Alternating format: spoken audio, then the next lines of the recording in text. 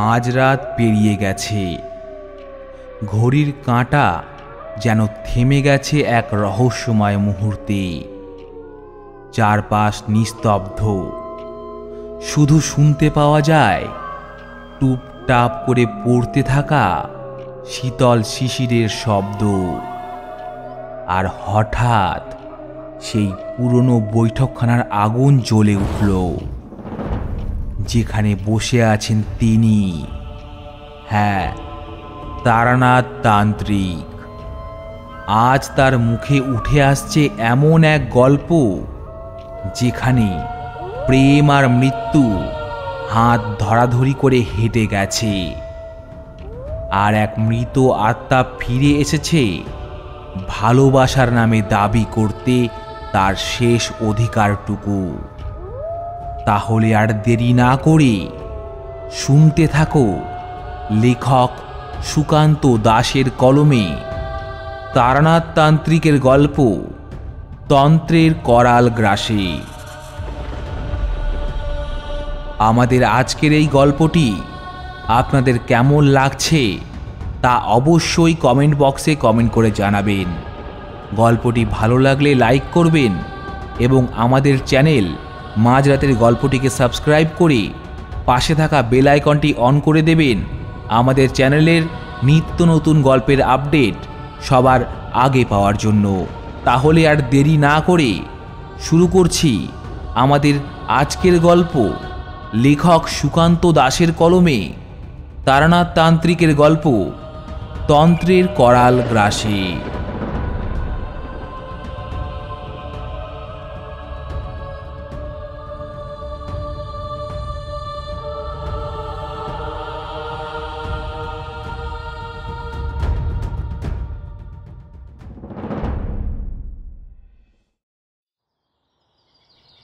কনকনে ঠান্ডা, চারিদিকে কুয়াশার আস্তরণ, আর তার মাঝেই কোথায় যেন একটা কুক পাখি ডাকছিল অদ্ভুত সুরে।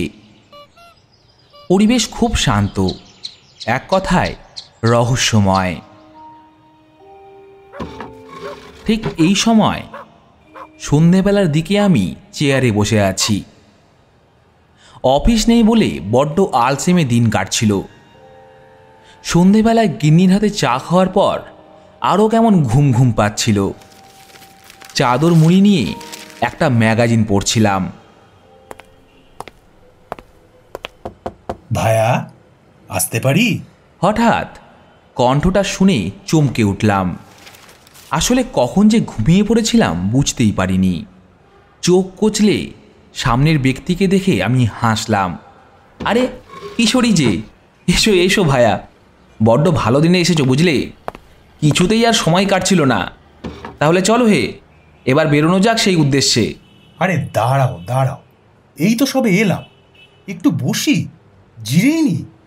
বেরোনোর আগে গিন্নি মুখ ভেঙচি দিয়ে বলল, ভাবলাম আজ সন্ধেবেলায় একটু প্রেমের কথা বলবো, তা তোমার যাওয়ার কথাটাও মনে করাতে চলে এলেন ঠাকুরপো।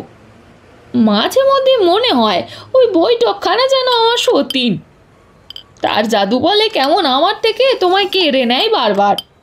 কিশোরী চা খেতে খেতে হাসছিল। তা কথাটা কিন্তু আপনি দারুণ বলেছেন বৌঠান। আমার স্ত্রীও অবশ্যই এই একই কথা বলে।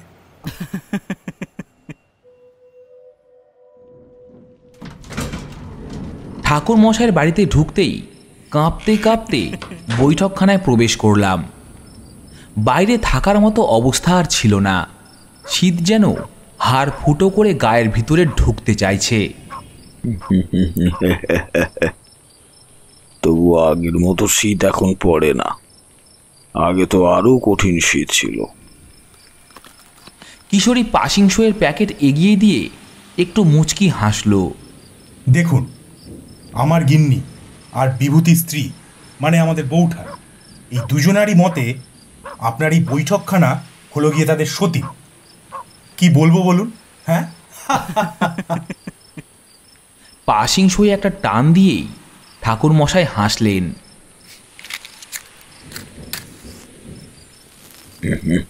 মেয়েরা জীবনকাল একটু বেশি হিংসুটে। তাদের পছন্দের জিনিস কারো হাতে তারা দিতে চায় না। স্বামীর সাথে লেগে থাকা সবাইকে সতীন মনে করে। কি ঠিক বললাম তো বিভূতি? আমি নিজেও এবার হাসলাম। কিছুক্ষণ পরে চারি এসে 3 কাপ চা আর সিঙ্গারা মুড়ি দিল। আসার সময় বেশ গরম দেখে আমি চারিদের জন্য সিঙ্গারা আর কচুরি এনেছি। চারি মুড়ি মাখা এগিয়ে দিয়েই একটু মৃদু হাসল, তারপর বলল, আপনাদের সব ভালো তো কাকাবাবু? অনেক দিন আসেননি। হ্যাঁ মা, সব ভালো। তা তুমি ভালো আছো তো? হ্যাঁ কাকাবাবু, আমি ভালো আছি। তোমার হাতে চা কিন্তু অনেক দিন মিস করেছি বুঝলে। বৈঠকখানার চালে টুপটাপ করে হিম পড়ার শব্দ হচ্ছিল। কোনো দূরে একটা পেঁচা ডাকছিল অদ্ভুত সুরে। ঠাকুরমশাই ঠিক করে বসে তারপর বললেন, বেশ, ঠিক আছে। তবে আজ এমনই একটা গল্প তোমাদের বলি। মেয়েদের এই হিংসে আর রাগ কত দূর অবধি পৌঁছাতে পারে সেই বিষয়ে তোমাদের কোনো ধারণাই নেই। এমনই একটা ঘটনার সম্মুখীন আমি হয়েছিলাম। তবে আজ সেই অভিজ্ঞতার কথাই বলি। কিছুটা আগে থেকে বললে তোমাদেরও বুঝতে সুবিধা হবে। সেই মতোই আমি গুছিয়ে বলি তাহলে। শোনো তোমরা। আকাশে মেঘের ঘন ঘটা, চারিদিক হঠাৎ করেই অন্ধকার হয়ে গেল। পলাশপুর গ্রামের শেষের দিকে যে বড় পুকুরটা, তার ধারে দাঁড়িয়ে গল্প করছিল প্রথা আর তার হবু স্বামী বীর। প্রথা খুব লাজুক মেয়ে, কথা বলার মতো সাহস তার নেই। তারপর সন্ধে নেমেছে, তবে বীর ওকে না বলেই এসেছে। জানে যে এই সময় বাড়ির কাজ ছেড়ে প্রথা ঘাটে আসে জল নিতে। পূব আকাশে তখন হলুদ রং মেখে চাঁদ হাজির। তার সামান্য আলোয় অপরূপা মেয়েটির মুখ দেখতে থাকে বীর। ঠিক আছে, এবার যাও। শাড়ির আঁচল ঠিক করে কাঁধে কলসি নিয়ে প্রথা এগিয়ে চলে মিঠো পথের দিকে। আরও একবার দেখে নেয় পিছন ফেরে বীরকে। চাঁদের আলোয় বড্ড মায়াবী লাগছিল ওর হবু স্বামীকে। গায়ে গরাদের ঘিয়ে রঙের পাঞ্জাবি আর ধুতি। গায়ের রং যেমন ফর্সা তেমনি তার সৌন্দর্য। গালে হালকা রাখা দাড়ি, ডাকুর দুটো চোখ।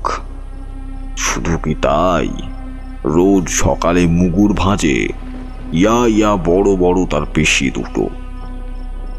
সবচেয়ে বড় পরিচয়, ও পাশের গ্রাম অর্থাৎ নীলচর গ্রামের জমিদার বাবু গণেশ বাবুর একমাত্র পুত্র। এমন একটা ছেলে কি করে যে পছন্দ করেছে প্রথার মতো একজন সাধারণ চাষির মেয়েকে, সেটা প্রথা জানে না। তবে প্রথার ভালো বান্ধবী অর্থাৎ ওদের গ্রাম পলাশপুর গ্রামের জমিদারের ছোট মেয়ে বিশাখা, ওর জন্যই দেখা হয়েছিল বীরের সাথে। বীরের বাড়িতে প্রতি বছর ঘটা করে পালন করা হয় সত্যনারায়ণ পুজো। সেখানেই নিমন্ত্রিত হয় বিশাখার পরিবার। বিশাখা ওকেও সঙ্গে করে নিয়ে এসেছিল। বিশাখা আর প্রথা যখনই ওই বাড়িতে জমিদারের পরিবারের সাথে ঢুকছিল, তখন বাগানে সত্যনারায়ণের জন্য একজন বাগান সাজাতে থাকা বীর ওদের দেখেছিল। বীর সেদিন নিজের মাকে আড়ালে ডেকে বলেছিল, মা, এবার আমি বিয়ে করব, কারণ এতদিনে নিজের মনের মতো মেয়ে পেয়েছি। ঠিক যেন রাধারানী। ওর মা ঠিক আনন্দের সাথে কথাটা বলেছিল ওর বাবাকে। তবে কথাটা যখন রাতে সভায় উঠল, তখন বিশাখার বাবা ভানুবাবু অবাক হয়ে বললেন, আমার মেয়ে বিশাখা। আপাতত আমার বিবাহযোগ্য মেয়ে ওই একজনই। বড্ড দুশ্চিন্তার মধ্যে ছিলাম ওর জন্য উপযুক্ত পাত্র পাবো কিনা। এই পরিবারে ওর বিয়ে হলে তো কথাই নেই। তারপর বিশাখাকে নিয়ে উনি দাঁড়াতেই বীর বলেছিল, আমি তো ওর কথা বলছি। তারপর চারিদিকে একটা গুঞ্জন উঠল, কারণ বীরের পছন্দের মেয়ে প্রথা তো একজন চাষির মেয়ে, তার সাথে কি করে এক জমিদারের ছেলের বিয়ে হয়। প্রথা নিজেও এই ব্যাপারে আপত্তি জানায়। আপনি আমায় ভুলে যান, আমি কখনো সম্মতি দেব না, কারণ আপনার সাথে আমার কিছুতেই মিলবে না। তবে কিছুতেই নিজের সিদ্ধান্ত বদলায়নি বীর। শেষে বাধ্য হয়েই ওর বাবা প্রথার বাড়িতে ঘটক পাঠায়। বিয়ের দিনও ঠিক হয়ে যায়। বীর চলে যাচ্ছিল, প্রথা কলসি নিয়ে এগিয়ে যায় সামনের মেঠো পথ ধরে। কাছের ঝোপগুলোতে ডাকছিল ঝিঝি, এদিক সেদিক ছড়িয়ে ছিটিয়ে জ্বলছিল জোনাকি। আর ঠিক তখনই ওর মনে হলো ওর থেকে হাত পাঁচেক দূরে কেউ যেন দাঁড়িয়ে আছে।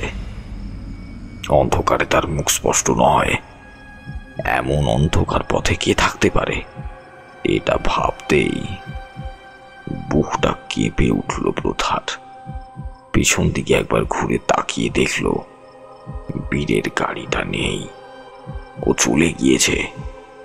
কে এলো প্রথার সামনে? কোন বিপদ আসতে চলেছে ওর জীবনে? প্রথা কাঁপছিল। আরে প্রথা যে, আমাকে চিনতে পারছিস না? এবার যেন প্রথা প্রাণ ফিরে পেল। তাকিয়ে দেখলো দাইমা দাঁড়িয়ে আছেন তার সামনে। আরে দাইমা যে, বলো। আমি যাচ্ছিলাম এই পথে, তো দেখি তুইও তোর হবু বর কথা কইছিস, তাই ভাবলাম আর বিরক্ত করি কেন, কথা বলা হলেই যাই। তুমিও না দাইমা? দাইমা কাছে আসলেন, তারপর কাঁধের কলসি নামিয়ে বললেন, দাঁড়া, তোকে দেখেই একটা জিনিস মনে পড়ল। দাইমা সাদা থানের আঁচলের গিট খুলে বের করলেন 3টে কড়ি। আজকাল গ্রামে তোর কিন্তু 70-এর অভাব নাইল দিদি ভাই, এই 3টা কড়ি রাখ। কাল ওই পাড়ায় কবিরাজের বাড়ি বাতের ব্যথার জন্য গেছিলাম, তখনই মনে হইল তোরও শত্রু দমনের জন্য কিছু নেই। কবিরাজ মশাই এই 3টি কড়ি তোর ঘরের দরজায় আর 2 দিকে মাটিতে পুঁতে রাখতে কইছে, যাতে তোর এই শুভ কাজে কেউ বাধা না হয়। কারোর কি আর সইবে? এই যে তোর এত বড় বাড়িতে বিয়ে হচ্ছে দেখে। হাসি মুখে কড়ি 3টে নিয়ে নিল প্রথা। তারপর মৃদু হেসে বলল, আমি তো কারো ক্ষতি করিনি দাই, তবে কেন যে আমায় নিয়ে এত জ্বালা লোকের? দাইমা ওর কপালে হাত ছুঁয়ে চুমু করে বলল, তুই হবার পরেই আমি কইছিলাম রাজ কপালি, হইল তো সেটাই। যা মা, এবার ঘরে যা। প্রথা, এদিকে এসো প্রথা। বড্ড অস্পষ্ট কথাগুলো প্রথার কানে আসছিল। ও তখনও গভীর ঘুমে আচ্ছন্ন। অন্যদিকে বৃষ্টি হয়ে গেছে একটু আগেই, পরিবেশ তাই একটু অন্যরকম শান্ত।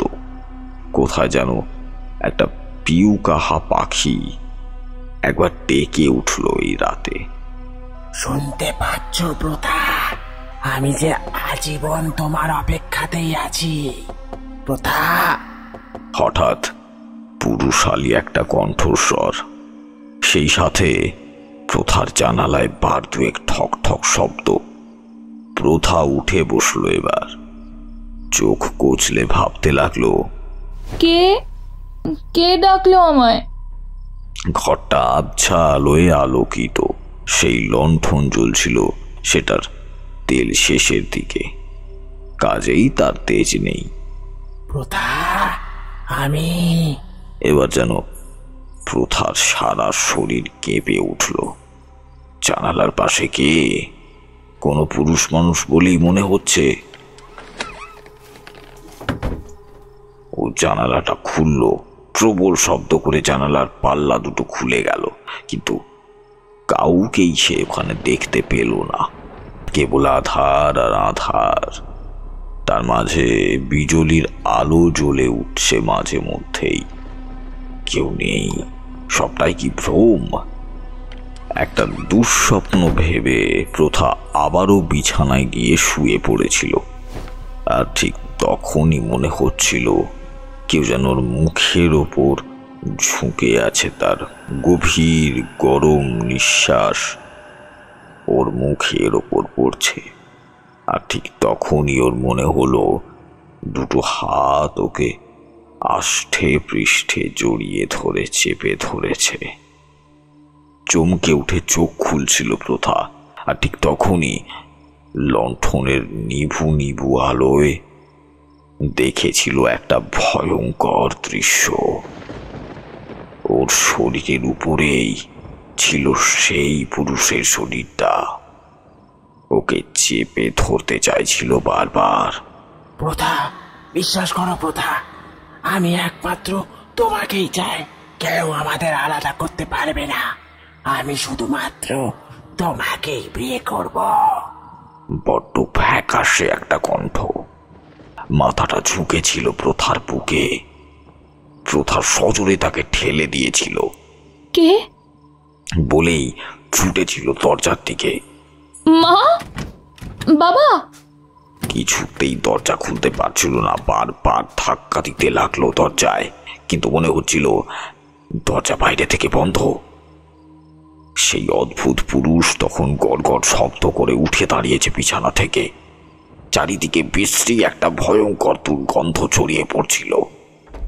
সেই পুরুষ আবার সে দাঁড়িয়েছিল প্রথার সামনে। পরনে সাদা ঢিলে পোশাক, মাথার চুল এলোমেলো, সেই চুলে ঢেকে আছে ছেলেটার মুখ। প্রথা, তুমি শুধুই মাত্র আমার। প্রথা আর দেরি করল না, দুই হাত দিয়ে চেপে ধরল যুবকের গলা। আমি তোকে শেষ করে দেব। তোর সাহস হয় কি করে তুই আমার ঘরে ঢুকিস? বলেই ওর দিকে তাকালো, আর এবার মুখটা স্পষ্টভাবে দেখতে পেল প্রথা। লণ্ঠন মৃদু মৃদু জ্বলছিল, আর তার সামান্য আলোতে মুখটা চিনতে পারে প্রথা। আর চেনার পরেই ওর চোখ দুটো গোল গোল হয়ে যায়। ভয়ে আতঙ্কে ও কাঁপতে শুরু করে। কে ছিল ওটা যাকে দেখে প্রথা এত ভয় পেল? দরজা খোল মা, খোল দরজা। প্রথা, প্রথা, মা আমার, প্রথারে দরজা খোল মা, দরজা খোল। বাইরে ওর বাবা মায়ের চিৎকার ভেসে ওঠে। প্রথার শরীরও আলগা হয়ে যায় এক মুহূর্তেই। সামনের সেই অবয়ব মুছে যায় ধীরে ধীরে। ওর বাবা সূর্যবাবু আর মা অনুরাধা দেবী ততক্ষণে দরজা ভেঙে ভেতরে ঢুকেছেন। ঢুকেই দেখলেন মেয়ে পড়ে আছে মেঝেতে, তার পরনের শাড়ি এলোমেলো।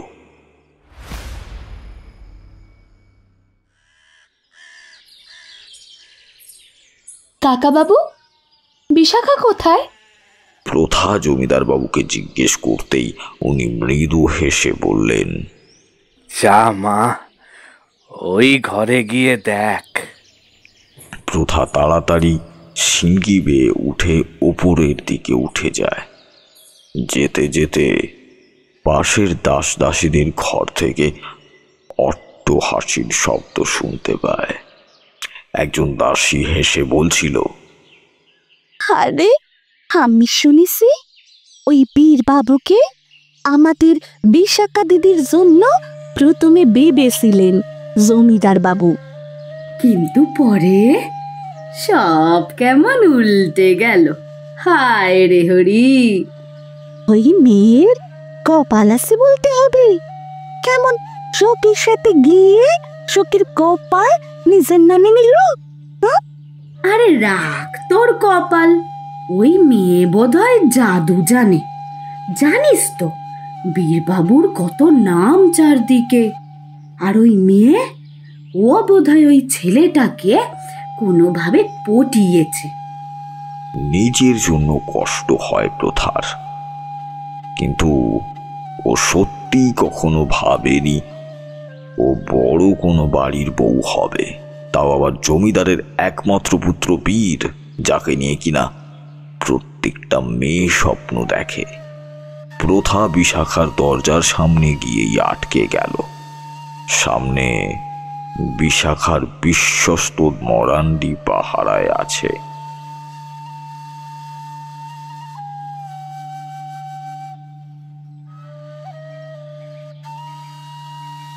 ঠিক আছে, আমি তার জন্য অপেক্ষা করব।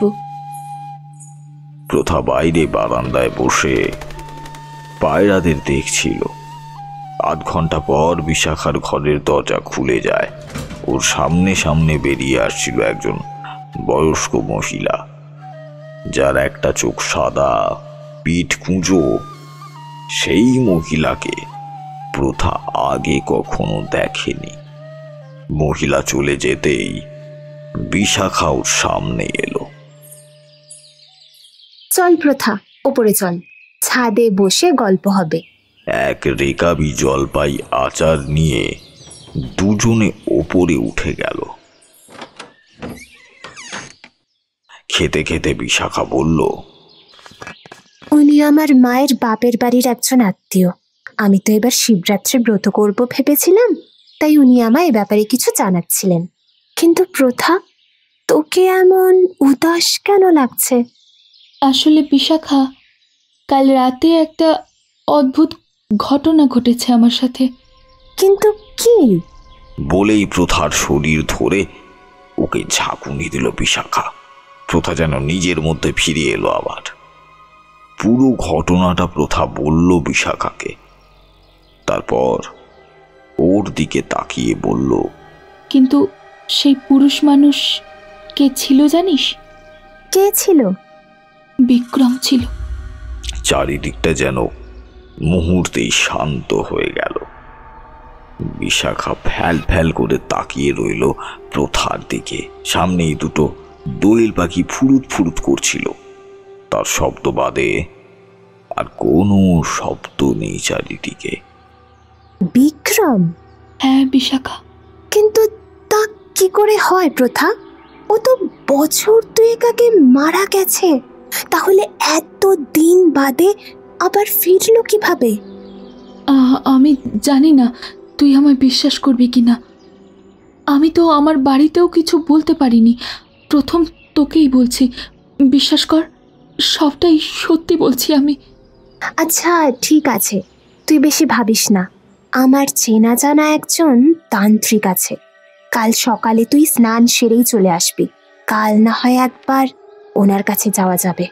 তোকে অনেক ধন্যবাদ বিশাখা, অনেক ধন্যবাদ। ও তাড়াতাড়ি বাড়ি ফিরে আসে। তারপর অপেক্ষা করতে লাগলো কাল সকালের। কিছুতেই ওর মাথায় কোনো কথা ঢুকছে না। সবকিছু যেন কেমন গোলমাল পাকিয়ে যাচ্ছে। বিক্রম এতগুলো বছর পর কেন ফিরে আসবে? তবে কি বিশাখা যেটা বলে সেটাই ঠিক? সেদিন ওদের গ্রামে নতুন ঘুরতে আসা বিক্রম সামন্ত ওর সামনে দাঁড়িয়েছিল। কতগুলো পদ্ম ওর হাতে দিয়ে বলেছিল,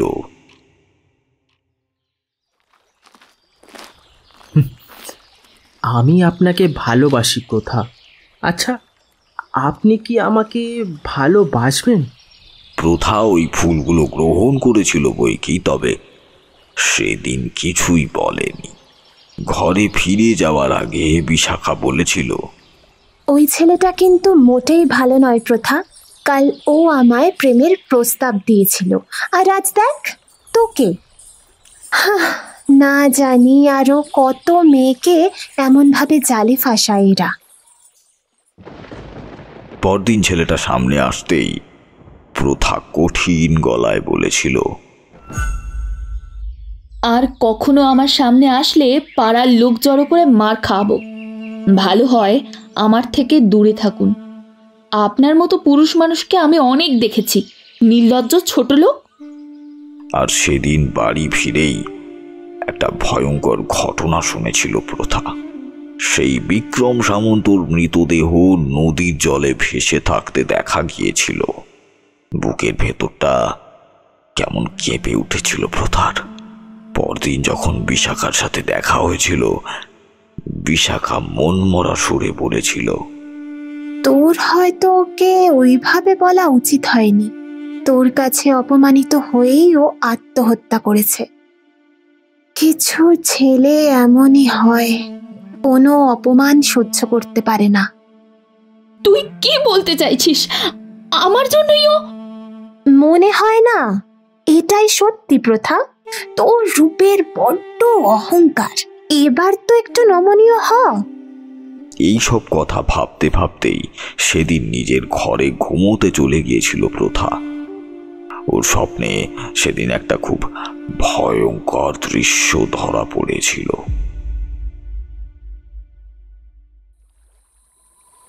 চারিদিক অন্ধকার নিয়ে একটা নদী বয়ে চলেছে। তার পাড়ে দাঁড়িয়ে আছে প্রথা। অশান্ত নদীর জলে কি একটা ভাসছে সাদা রঙের।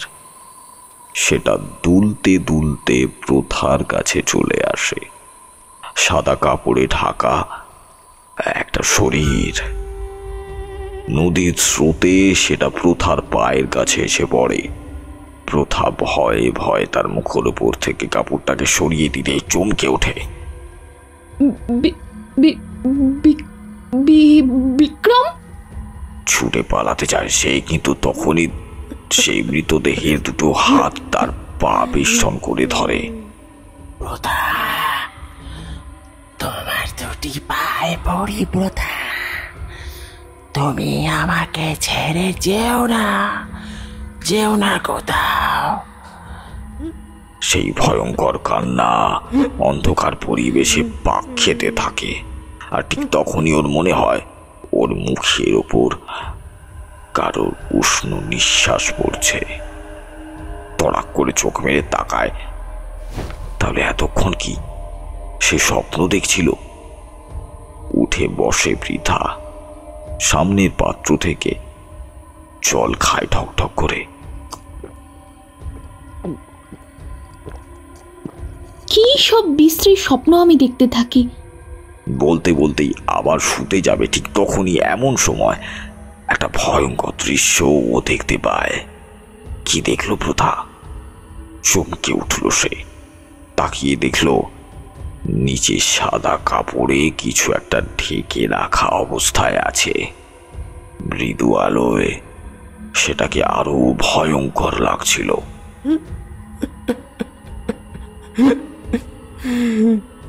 খুব বিশ্রী সুরের একটা কান্নার শব্দ আসতে লাগলো কোথা থেকে যেন। কে কে কে কে এখানে? কিন্তু কোনো উত্তর এলো না। প্রথা নেমে এলো বিছানা থেকে।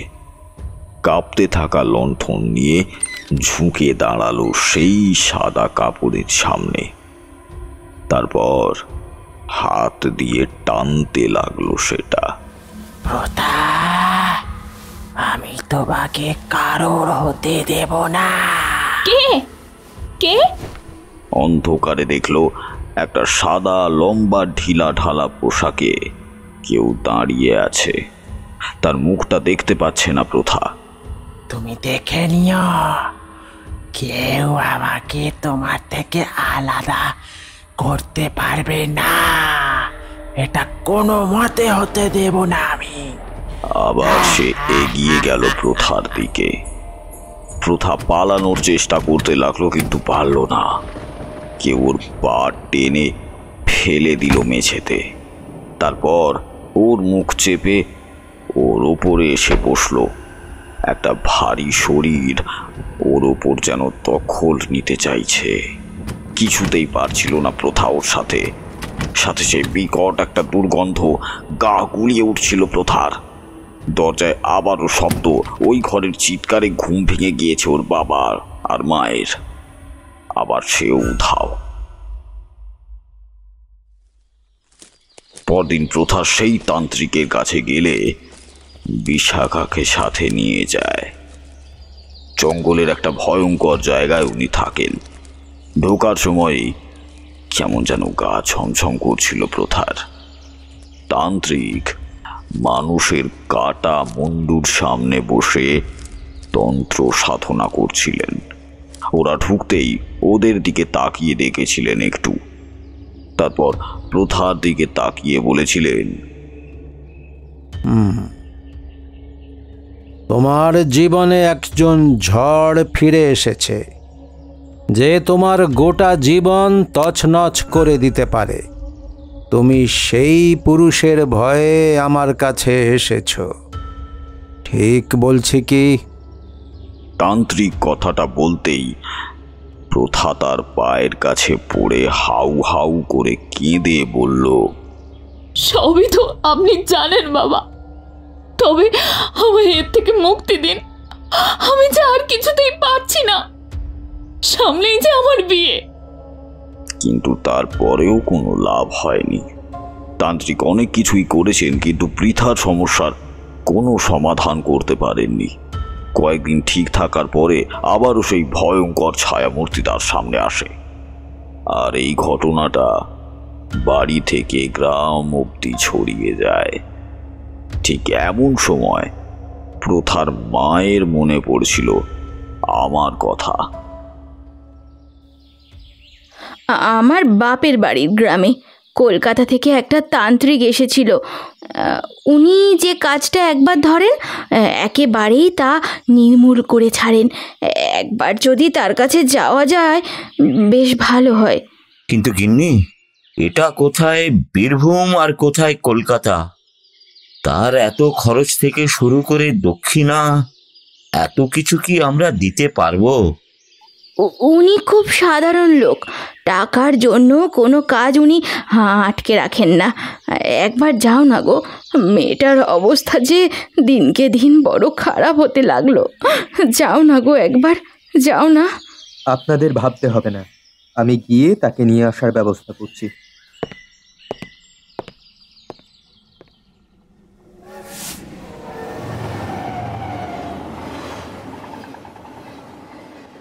ছেঁড়া ছেঁড়া একটা ঠিকানা নিয়ে একদিন বীর এসে দাঁড়িয়েছিল আমার বাড়িতে।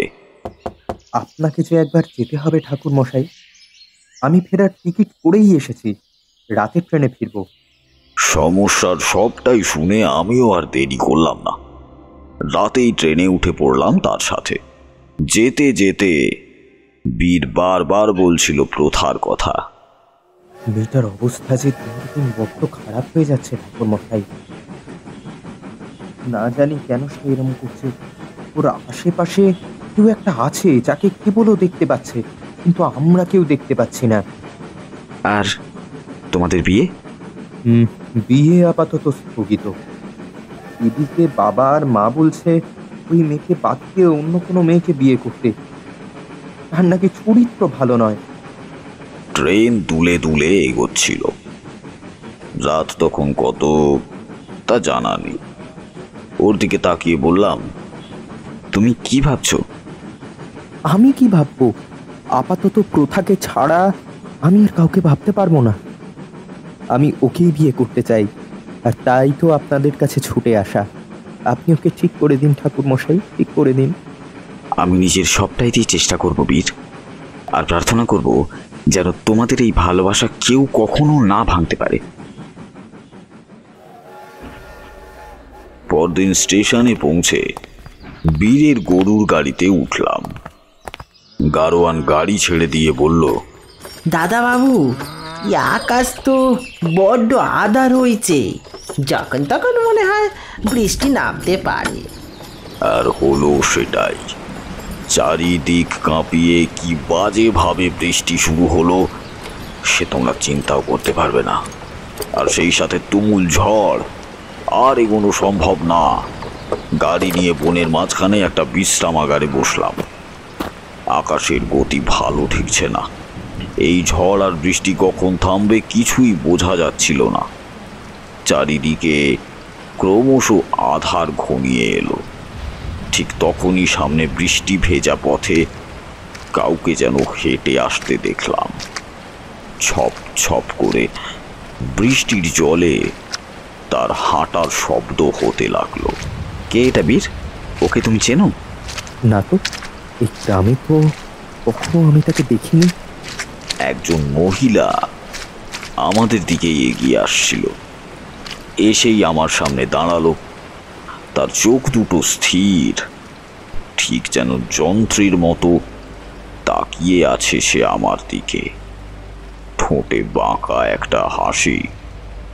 আমি অবাক হয়ে বললাম, কে আপনি? কিছু বলবেন? এই গ্রাম থেকে চলে যান। এই গ্রামে আপনার বিপদ লুকিয়ে আছে। আপনি ফিরে যান, ফিরে যান আপনি। তারপর সে যেদিক থেকে এসেছিল সেদিকেই ফিরে যেতে লাগলো। আমি হতভম্ব হয়ে দাঁড়িয়ে রইলাম। বার দুয়েক ডাকলাম, এই যে শুনছেন, আরে শুনুন। কিন্তু তার কোনো উত্তর এলো না। ঠিক সেইভাবেই সে এগিয়ে যেতে লাগলো। এই গ্রামে আমার বিপদ আছে, কিন্তু সেই বা জানলো কি করে আমার বিপদের কথা? চলো এবার বেরোনো যাক। বাতাস থেমে যেতেই আমি তাদের ডাকলাম।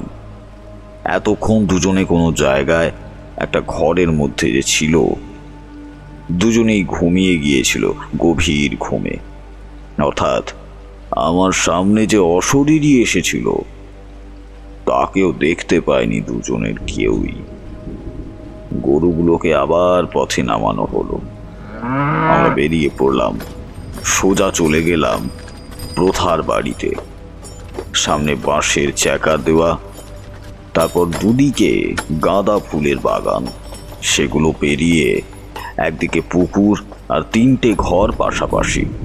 আমি পৌঁছাতেই বীর বলে উঠল,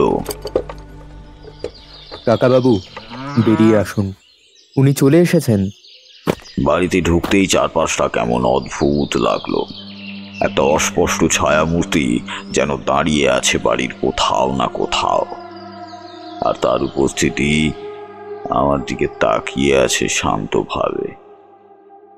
রাতে খাওয়া দাওয়ার পর একটা ঘুম দিলাম। সারাদিন পথের ক্লান্তি আমায় নিজেকে বিবশ করে দিয়েছিল। বীর সেদিন ওই বাড়িতেই ছিল। রাতের দিকে মনে হয়েছিল একবার বৃষ্টি হলো।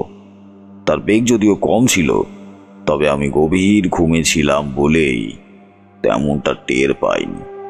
আচমকা মনে হলো জলের ওপর শব্দ করতে করতে কেউ যেন এগিয়ে আসছে আমার ঘরের দিকে। ঘুমটা আর কিছুতেই হলো না। উঠে বসলাম, কিন্তু চারিদিকে কোনো শব্দ নেই। কেউ কি আসছিল এত রাতে? আমি উঠে দাঁড়ালাম। তারপর বারান্দার দিকে এগোতে লাগলাম। আমার পরের ঘরটা প্রথার। আমি সেদিকে কান পাতলাম।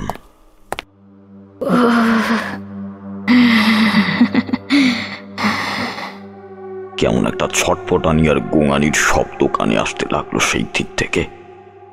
তাড়াতাড়ি পা বাড়ালাম সেদিকে। আজ আমি প্রথাকে দরজা না আটকে ঘুমোতে বলেছিলাম, কাজেই ঘরের দরজা খুলতে আমার সমস্যা হলো না। এক টানে দরজাটা খুলে ফেললাম। তারপর ভেতরে গিয়ে তাকিয়ে দেখি প্রথাকে কেউ একটা শূন্যে ভাসিয়ে ধরেছে। প্রথা শূন্যে ভেসে গোঙাচ্ছে। অন্ধকার কালো একটা ছায়া মূর্তি ওর সামনে দাঁড়িয়ে আছে। আমি এগোতে গেলাম। তারপর মন্ত্র উচ্চারণ করতে লাগলাম। ওম জয়ন্তী মঙ্গলা কালী ভদ্রকালী কপালিনী দুর্গা শিবা সমাধাত্রী সাহা স্বাধা নমস্তুতে। মন্ত্র উচ্চারণ করে হাতে রাখা কমণ্ডল থেকে জল নিয়ে সেদিকে ছড়িয়ে দিলাম। আমাদের কেউ আলাদা করতে পারবে না। প্রথা তখন গলায় হাত দিয়ে অনবরত কাশতে লাগলো। আমি ওর পাশে গিয়ে বসলাম। কি বলেছিল তোমায়? প্রথা নিজের মধ্যে ছিল না। অনেক দিন থেকেই ওর মানসিক অবস্থা খুব একটা ভালো ছিল না, কাজেই ওর থেকে কোনো উত্তর পাওয়া আমি আশা করি না। ও কেবল মূর্তির মতো বিছানায় শুয়ে পড়ল। ওর বাবা আর মা ততক্ষণে চলে এসেছেন। বাকি রাতটা তারা একই ঘরে কাটিয়ে দিল, আর আমিও সেই ঘরের মেঝেতেই প্রথার বাবার সাথে বসেই গল্প করে কাটিয়ে দিলাম। রাত খুব একটা বেশি বাকি ছিল না। চারপাশ থেকে দু একটা পাখির কোলাহলে বুঝলাম ভোর হয়ে গিয়েছে। পরদিন বিশাখা চলে এলো। দুপুরে খাবার খেয়ে হুকো টানছিলাম আমি। ঠাকুর মশাই, আমি বিশাখা। আপনি আমার সাথে কথা বলবেন বলেছেন? হ্যাঁ, তুমি বসো, তোমার সাথে কিছু গুরুত্বপূর্ণ কথা আছে আমার। সে বসলো। অন্যদিকে বসে আছে বীর। বিশাখা বেশ সুশ্রী নম্র ধরনের মেয়ে, তবে কোথায় যেন প্রথার চাইতে অনেক কিছুতেই ও কম। তবে একটা ব্যাপার বেশ ভালো বিশাখার, জমিদারের মেয়ে হওয়ার পরেও তার মধ্যে সেই অহংকারটুকু নেই। প্রথার মতো একটা সাধারণ বাড়ির মেয়ের বাড়িতেও তার অগাধ আসা যাওয়া। বিশাখা আমায় নমস্কার করে বসল। আমি একটু ভেবে বললাম, আমি শুনেছি প্রথা তোমায় সব কথাই বলে, আমি শুনেছি। আচ্ছা বিশাখা, এই ব্যাপারগুলো ওর সাথে কবে থেকে হচ্ছে তুমি বলতে পারবে? বিশাখা সবটাই বলেছিল। তোমাদের প্রথমে যে গল্পটা শুনিয়েছিলাম সেটা ওর থেকেই শোনা। ওর কাছেই জানা গেল প্রথা যে ছেলেটিকে চাইতো সেই বিক্রম ছেলেটা আত্মহত্যা করেছে, আর সেই ছেলেটাকেই প্রথা নিজের সামনে বারবার দেখতে পাচ্ছে। আমায় তো প্রথা কখনো বলেনি কথাটা। আমি তো এটাও জানতাম না যে ও বিক্রমকে দেখতে পায়। আসলে ওর বাড়ির লোকও জানে না। আপনি ওকে ভুল বুঝবেন না দয়া করে। ব্যাপারটা নিয়ে না ও খুব ভয় ছিল। আমাকে বাদে আর কাউকে কখনো কিছু বলেনি। আমরা তো চেষ্টা করেছিলাম, কিন্তু তান্ত্রিকের এত কিছু করার পরেও ও ঠিক হলো না। ও ভেবেছিল সব ঠিক হয়ে যাবে, তাই কাউকে কিছু বলার দরকার নেই। কিন্তু দেখুন, কিছুই ঠিক হলো না, আর ও বলার অবস্থাতেও ছিল না। সেদিন বিকেলে জায়গাটা ঘুরে দেখতে লাগলাম। আমার সাথে থেকে গেল বীর। গ্রাম শেষ করে জঙ্গলের দিকে হাঁটছি, অমনি মনে হলো কেউ যেন আমাদের পিছু নিচ্ছে, অথচ চারিদিকে ঘুরে কাউকে দেখতে পেলাম না। একসময় পেছনে হঠাৎ করে ঘুরে দেখি সাদা পোশাক পরে কেউ যেন আমাদের পেছনেই দাঁড়িয়েছিল। হঠাৎ পেছন ফিরে তাকাতেই গাছের আড়ালে ঢুকে গেল সে। তুমি একবার দেখো তো বীর, ওই গাছের আড়ালে কে আছে? কিন্তু কাউকেই সে দেখতে পেল না। চারিদিক বড্ড শান্ত আর নিথর হয়ে রইল। কোথাও যেন একটা কুক পাখি ডাকছিল কুক কুক করে। আজকের রাতটা আমাদের পাহারায় থাকতে হবে বীর। আমি বলি কি, তুমি কদিন এখানেই থেকে যাও। আমার মাথায় কিন্তু আরও একটা বুদ্ধি এসেছে ঠাকুর মশাই। কি বলো তো? দেখুন, আমার মনে হয় পিণ্ডি দেওয়া হয়নি। যেহেতু আত্মহত্যা করে মরেছে, তাই ওর পিণ্ডি দান আরও আগে দেওয়া উচিত ছিল। গয়া যাওয়ার একটা ব্যবস্থা করি বরং। বাহ, তুমি তো বেশ একটা সমাধান খুঁজে পেয়েছো দেখছি। দেখি এদিকে আগে ব্যাপারটা কত দূর যায়, তারপর। আমি আর বেশি দূর গেলাম না, ফেরার জন্য পথ ধরলাম। উল্টো দিকে ঘুরে ফিরতে শুরু করলাম, ঠিক তখনই ও জেগেছে, ও জেগেছে, ও কাউকে ছেড়ে দেবে না, ও জেগেছে। আমি ঘুরে তাকালাম, তাকিয়ে দেখি একজন বৃদ্ধা দাঁড়িয়ে, মাথা ভর্তি সাদা চুল, চোখ দুটো কঠোরাগত, তার শরীর ঝুঁকে আছে। কে জেগেছে? আমার প্রশ্নে বুড়ি হাসল। সে হাসলেও ওর চোখগুলো খুব ভয়ঙ্কর হয়ে ওঠে, একেবারে যেন কোটরের ভিতরে ঢুকে যায়। ও শোধ নেবে, ওর সাথে যা অন্যায় হয়েছে সেটার শোধ নেবে। ওকে কেউ আটকাতে পারবে না। আমি বুড়ির দিকে এগিয়ে গেলাম। শুনুন, আমার কথার উত্তর দিয়ে যান। তবে বুড়িকে আমি পেলাম না। সে ওই ঘন বনে কোথায় যেন হারিয়ে গেল, জানি না। কিসের ইঙ্গিত ছিল এটা ঠাকুর মশাই? আর কথাটা কি আমাদের উদ্দেশ্য করেই বলল? অবাক কণ্ঠে প্রশ্ন করল বীর। আমি ওর দিকে তাকিয়ে মৃদু হাসলাম। এখন আমাদের ঘরে ফিরতে হবে, চলো। তবে সেই সময় বাড়িতেও ঘটছিল একটা অমঙ্গল ঘটনা। প্রথার বাবা সূর্যবাবু তখন সন্ধ্যের মুহূর্তে ঘরে গরু ঢুকাচ্ছিলেন। এমন সময় বাইরে একজন বৃদ্ধা মহিলা ডেকে ওঠে, বাড়িতে কেউ আছেন? কে? সূর্যবাবু বলতে বলতে বেরিয়ে আসেন। আমায় দুটো ভিক্ষা দাও বাবা। প্রথার মা তখন সন্ধ্যা প্রদীপ দেবে বলে ঠাকুর ঘরে ঢুকেছেন। কাজেই হাত পা ধুয়ে নিজেই চাল আর দুটো আলু নিয়ে বেরিয়ে আসেন সূর্যবাবু। বৃদ্ধা চোখের জল মুছতে মুছতে বললেন, আমার ছেলে অসুস্থ, তাকে কি একটু আমার কাঁধে তুলে দেবে? আমি তাকে বনে বসিয়ে ভিক্ষে করছিলাম বাবা। এখন তো সন্ধে হয়ে গিয়েছে, কেউ যদি একটু ওকে আমার পিঠে তুলে দিতে পারে তবে আমি বাড়ির উদ্দেশ্যে ফিরতে পারতাম। এভাবে অনুরোধ করার কি আছে বুড়িমা? চলুন চলুন, আমি আপনাকে সাহায্য করছি। এমন সময় প্রথার মায়ের সাজের প্রদীপটা নিভে যায়। প্রথার বাবা, প্রথার বাবা তুমি কোথায়? প্রথার বাবা তুমি কোথায়? উনি বাইরে আসেন আর ডেকে ওঠেন, কিন্তু কারো কোনো উত্তর নেই। প্রথার ঘরের দিকে ছুটে যান তিনি। গিয়ে দেখেন যে প্রথা নিথর হয়ে বিছানায় শুয়ে আছে। ডাকতেই একবার চোখ মেলে তাকালো। কি ভয়ঙ্কর সেই চোখের দৃষ্টি! গলা দিয়ে অদ্ভুত একটা ফ্যাকাশে কণ্ঠের ফিসফিসানি বেরিয়ে আসছিল, যার কোনো ভাষা তিনি বুঝতে পারেননি। ঠিক অন্যদিকে তখন সূর্যবাবু চলে গেছেন বনের সেই নির্জন জায়গায়। আপনার ছেলে কোথায় বুড়িমা? এই তো সামনে। কোথাও তো কেউ নেই। ওই যে ওইদিকে দেখো। বুড়ি চিৎকার করলেন আর সামনের নালার দিকে দেখিয়ে দিলেন। আমার মনে হয় আমার ছেলে পড়ে গিয়েছে, ওখানে তুমি একটু যাও না বাবা, ওকে তুলে নিয়ে এসো, ওকে বাঁচাও, বাঁচাও ওকে। বুড়ি এবার কাঁদতে লাগলো। সূর্যবাবু আর দেরি করেননি, এক লাফে নেমে যান সামনের নালায়। এরপরে গিয়ে যেতে লাগলেন যেদিকে জলের শব্দ হচ্ছিল সেই দিকে। কিন্তু ওনার মনে হতে লাগলো উনি যেন অতল পাতালের দিকে প্রবেশ করতে লাগলেন। এমন সময় পেছনে তাকিয়ে দেখলো কেউ নেই।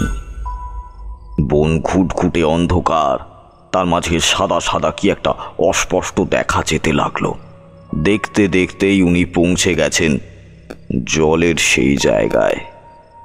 সামনে ভেসে উঠেছে একটা সাদা কাপড়, আর ওখানকার জলটা নড়াচড়া করছিল। অর্থাৎ এটাই বুড়ির ছেলে, সে এখনো জীবিত আছে। সূর্যবাবু আস্তে আস্তে টানতে লাগলেন সেই জামাটা, আর ধীরে ধীরে আলগা একটা শরীর যেন ওর হাতে আসতে লাগলো। সন্ধ্যের আবছা আলোয় উনি স্পষ্টভাবে দেখতে পাচ্ছেন না, তবুও চোখের দৃষ্টি স্থির রেখে তাকিয়ে দেখলেন সেই আবছা আলোয় একটা সাদা পাজামা উঠে আসছে ধীরে ধীরে। আর একটু উঠতেই দেখা গেল তাতে লেগে আছে তাজা রক্ত। রক্ত? কেউ কি খুন করেছে? আর তখনই উঠে এলো একটা মাথাবিহীন শরীর, আর যেটা তখন পুরোপুরি তার হাতের মধ্যে ধরা। পেছনে আধার, কেউ যেন খুব নাকে সুরে কেটে উঠল। মেরে ফেলেছে, আমার ছেলেকে মেরে ফেলেছে, শেষ করে ফেলেছে আমার ছেলেকে, শেষ করে ফেলেছে, শেষ করে ফেলেছে। কাউকেই কোথায় দেখতে পেলেন না সূর্যবাবু। সেই রক্তাক্ত শরীর ধরে রাখার মতো শক্তি তার ছিল না। সেটা ছুঁড়ে ফেলে দিলেন জলে, তারপর সামনের দিকে ছুটে যেতে লাগলেন বাড়ি উঠবেন বলে। আমাকে নিয়ে যাবেন না আপনি? সামনের জলের ওপর থেকে কথাটা ভেসে এলো। সূর্যবাবু তাকিয়ে দেখলেন একটা কাটা মুন্ডু জলের ওপর ভাসছে। তার চোখ দুটো সাদা মণিহীন, কপালে একটা লম্বা লম্বি কোণ, আর তার মধ্যে থেকে রক্ত চুঁইয়ে পড়ছে। আমার আমার কষ্ট হচ্ছে। সূর্যবাবু পালাতে যাবেন, ঠিক তখনই যেন তার কাঁধে হাত রাখলো কেউ। ঘুরে তাকিয়ে দেখলেন সেই মাথা কাটা শরীরটা তাকে দুই হাতে শক্ত করে ধরে রেখেছে। সূর্যবাবু কিছুতেই তার থেকে নিজেকে ছাড়িয়ে দিতে পারছেন না। জলের উপর থেকে ছটপট করার শব্দ হতে লাগলো। কোথায় যাচ্ছেন আপনি? আমি তো আপনাকে যেতে দেব না। আর তারপর আমি পৌঁছে যাব প্রথার কাছে। ঠাকুর মশাই, কোনো কি আওয়াজ শুনতে পাচ্ছেন? বীর কথাটা বলতেই আমারও কানে এলো সেই চিৎকার। আমরাও তখন সেই বন দিয়ে ফিরছি। তাড়াতাড়ি করে এগিয়ে গেলাম সেদিকে। জলে কেউ একটা বিপদে পড়েছে। আমি আর বীর জলে নেমে লোকটাকে তুলে ডাঙায় এনে দেখি সে আর কেউ নয়, সূর্যবাবু। উনি তখন ভয়ে একেবারে কাঠ হয়ে আছেন। আমাদের পরে উনি বলেছিলেন সেদিনের সব ঘটনা। ঘরে ফিরেই উনি শুয়ে পড়েছিলেন। তার গায়ের তাপমাত্রা দ্বিগুণ বেড়ে গিয়েছিল।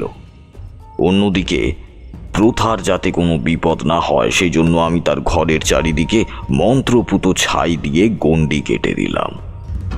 কিন্তু তারপরেও সেদিন এমন একটা ঘটনা ঘটবে আমি কল্পনাও করতে পারিনি। এসবের ওপরে আমার বড্ড ভাবাচ্ছিল একটা ব্যাপার, আমার গণ্ডি ডিঙিয়ে সে এলো কিভাবে, এমন কি ঘটেছিল সেই রাতে।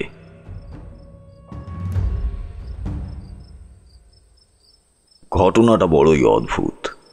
সূর্যবাবুর জ্বরের জন্য আমি নিজেই ঔষধ খুঁজে খুঁজে নিয়ে এসেছিলাম সেই রাতে। তারপর তাকে খাওয়ানোর পর তার শরীর একটু ঠিক হলো, তার গায়ের তাপমাত্রা একটু কমলো। তবে সেই ভয় তার তখনও কাটেনি। উনি শুয়ে শুয়ে তখনও ফিস ফিস করে কি যেন বলেই যাচ্ছেন ঘুমের ঘোরে। তার কোনো ভাষা আমরা বুঝতে পারছিলাম না। বীর, আজ আমরা দুজন পাহাড়ে দিই কেমন? অর্ধেক রাত তুমি আর অর্ধেক রাত আমি। আমাদের ঘরেই ছিলেন সূর্যবাবু, আর তার পাশের ঘরেই ছিল প্রথার মা আর প্রথা। প্রথা তো বেশিরভাগ সময় ঘুমিয়েই কাটায়, আর তার মায়ের এত চিন্তার মাঝে ঘুম নেই। বৃষ্টির ছাট আসতে লাগলো বাতাসের সঙ্গে। আমি লণ্ঠন নিয়ে ঘরের ভেতরে ঢুকে গেলাম। মেঝেতে লণ্ঠন রাখতে যাব ঠিক তখনই একটা চাপা গোঙানির শব্দ আমার কানে এলো। বৃষ্টির মাত্রা একটু কমে এসেছিল। আমি বসেছিলাম মেঝেতে, এক নাগাড়ে ব্যাঙ ডাকছে বাইরের অন্ধকার থেকে। ঘরে বাকি দুজন বেশ ভালোই ঘুমোচ্ছে। আমি জানি প্রথার কিছু হবে না, কারণ আমার গণ্ডি পেরিয়ে সে কিছুতেই ঘরের ভিতরে ঢুকতে পারবে না। যত বড়ই সে কালো শক্তি হোক না কেন, এই গণ্ডিকে পেরিয়ে আসবার সাধ্যি তার নেই। আমি ধ্যানে বসলাম ঠিকই, কিন্তু কয়েক মিনিট পরেই আমার ধ্যান ভাঙল। কোথাও যেন একটা চাপা গোঙানির আওয়াজ পাচ্ছি আমি, কেউ যেন উ করে যাচ্ছে। চারিদিকে ভালো করে তাকালাম। কে করছে এমন? শব্দটা কোন দিক থেকে আসছিল কিছুই বুঝতে পারছিলাম না। ঘরে দুটো মানুষ ঘুমন্ত, তাও আমি একবার এগিয়ে গেলাম সূর্য বাবুর দিকে। হতে পারে ঘুমের ঘোরে এরকম শব্দ করছেন। তার কাছে গিয়ে ঝুঁকে তার মুখটা দেখছিলাম। মনে হলো কেউ যেন আমার পেছনে এসে দাঁড়িয়েছে, কিন্তু ঘুরে কাউকে দেখতে পেলাম না। তবে ওই শব্দ আসছে কোথা থেকে? কিন্তু আমি তো সত্যিই শুনেছিলাম। কিন্তু তখনই আবারও সেই শব্দটা কানে এলো, কেউ যেন চাপা আর্তনাদ করছে। আমি বেরিয়ে এলাম ঘর থেকে। ঠিক তখনই দপ দপ করে নিভে গেল বারান্দার লণ্ঠনটা। অদ্ভুত সন্দেহ হতেই এগিয়ে গেলাম প্রথার ঘরের সামনে, কিন্তু ওখানে কোনো শব্দ নেই। আমি বারান্দায় এলাম। এবার ভ্রম বলে ঘরে ঢুকতে যাব, ঠিক তখনই বাতাসে খুলে গেল প্রথার ঘরের দরজাটা। আমি একটু সন্দেহ নিয়ে এগিয়ে গেলাম সেই দরজার দিকে। ভেতরে ঢুকতে দেখলাম চৌকির ওপরে অঘরে ঘুমোচ্ছেন প্রথার মা। কিন্তু প্রথা কোথায়? ঘর এইভাবে কেন খোলা? আমি হন্তদন্ত হয়ে বাইরে এলাম। অর্থাৎ প্রথাকে কেউ তার ঘর থেকে নিয়ে গেছে। বারান্দায় আসতেই মনে হলো বাগান পেরিয়ে যে কাঁঠাল গাছটা, তার ওই দিক থেকেই জলের ওপর কেমন একটা শব্দ হতে লাগলো। এক ছুটে সেদিকে গেলাম। চাপা আর্তনাদ ওদিক থেকেই আসছিল। বিদ্যুতের আলো পড়তেই দেখলাম প্রথা একটা অদৃশ্য শক্তির সাথে যেন লড়াই করে চলেছে। ও জলের উপর শুয়ে দুই হাত দিয়ে কাউকে যেন ঠেলে সরাতে চাইছে। চলে যাও, চলে যাও। তৎক্ষণাৎ মনে হলো কেউ যেন ওর মুখ চেপে ধরেছে। তাকে দেখা যাচ্ছে না, কিন্তু তার উপস্থিতি বুঝতে পারছিলাম। ঠিক তখনই একটা পুরুষ কণ্ঠের কর্কশ গলা শোনা গেল। প্রথা, আমি তোমাকেই চাই। প্রথা, আমি তোমাকেই চাই। তোমাকে আমি কারোর হতে দেব না।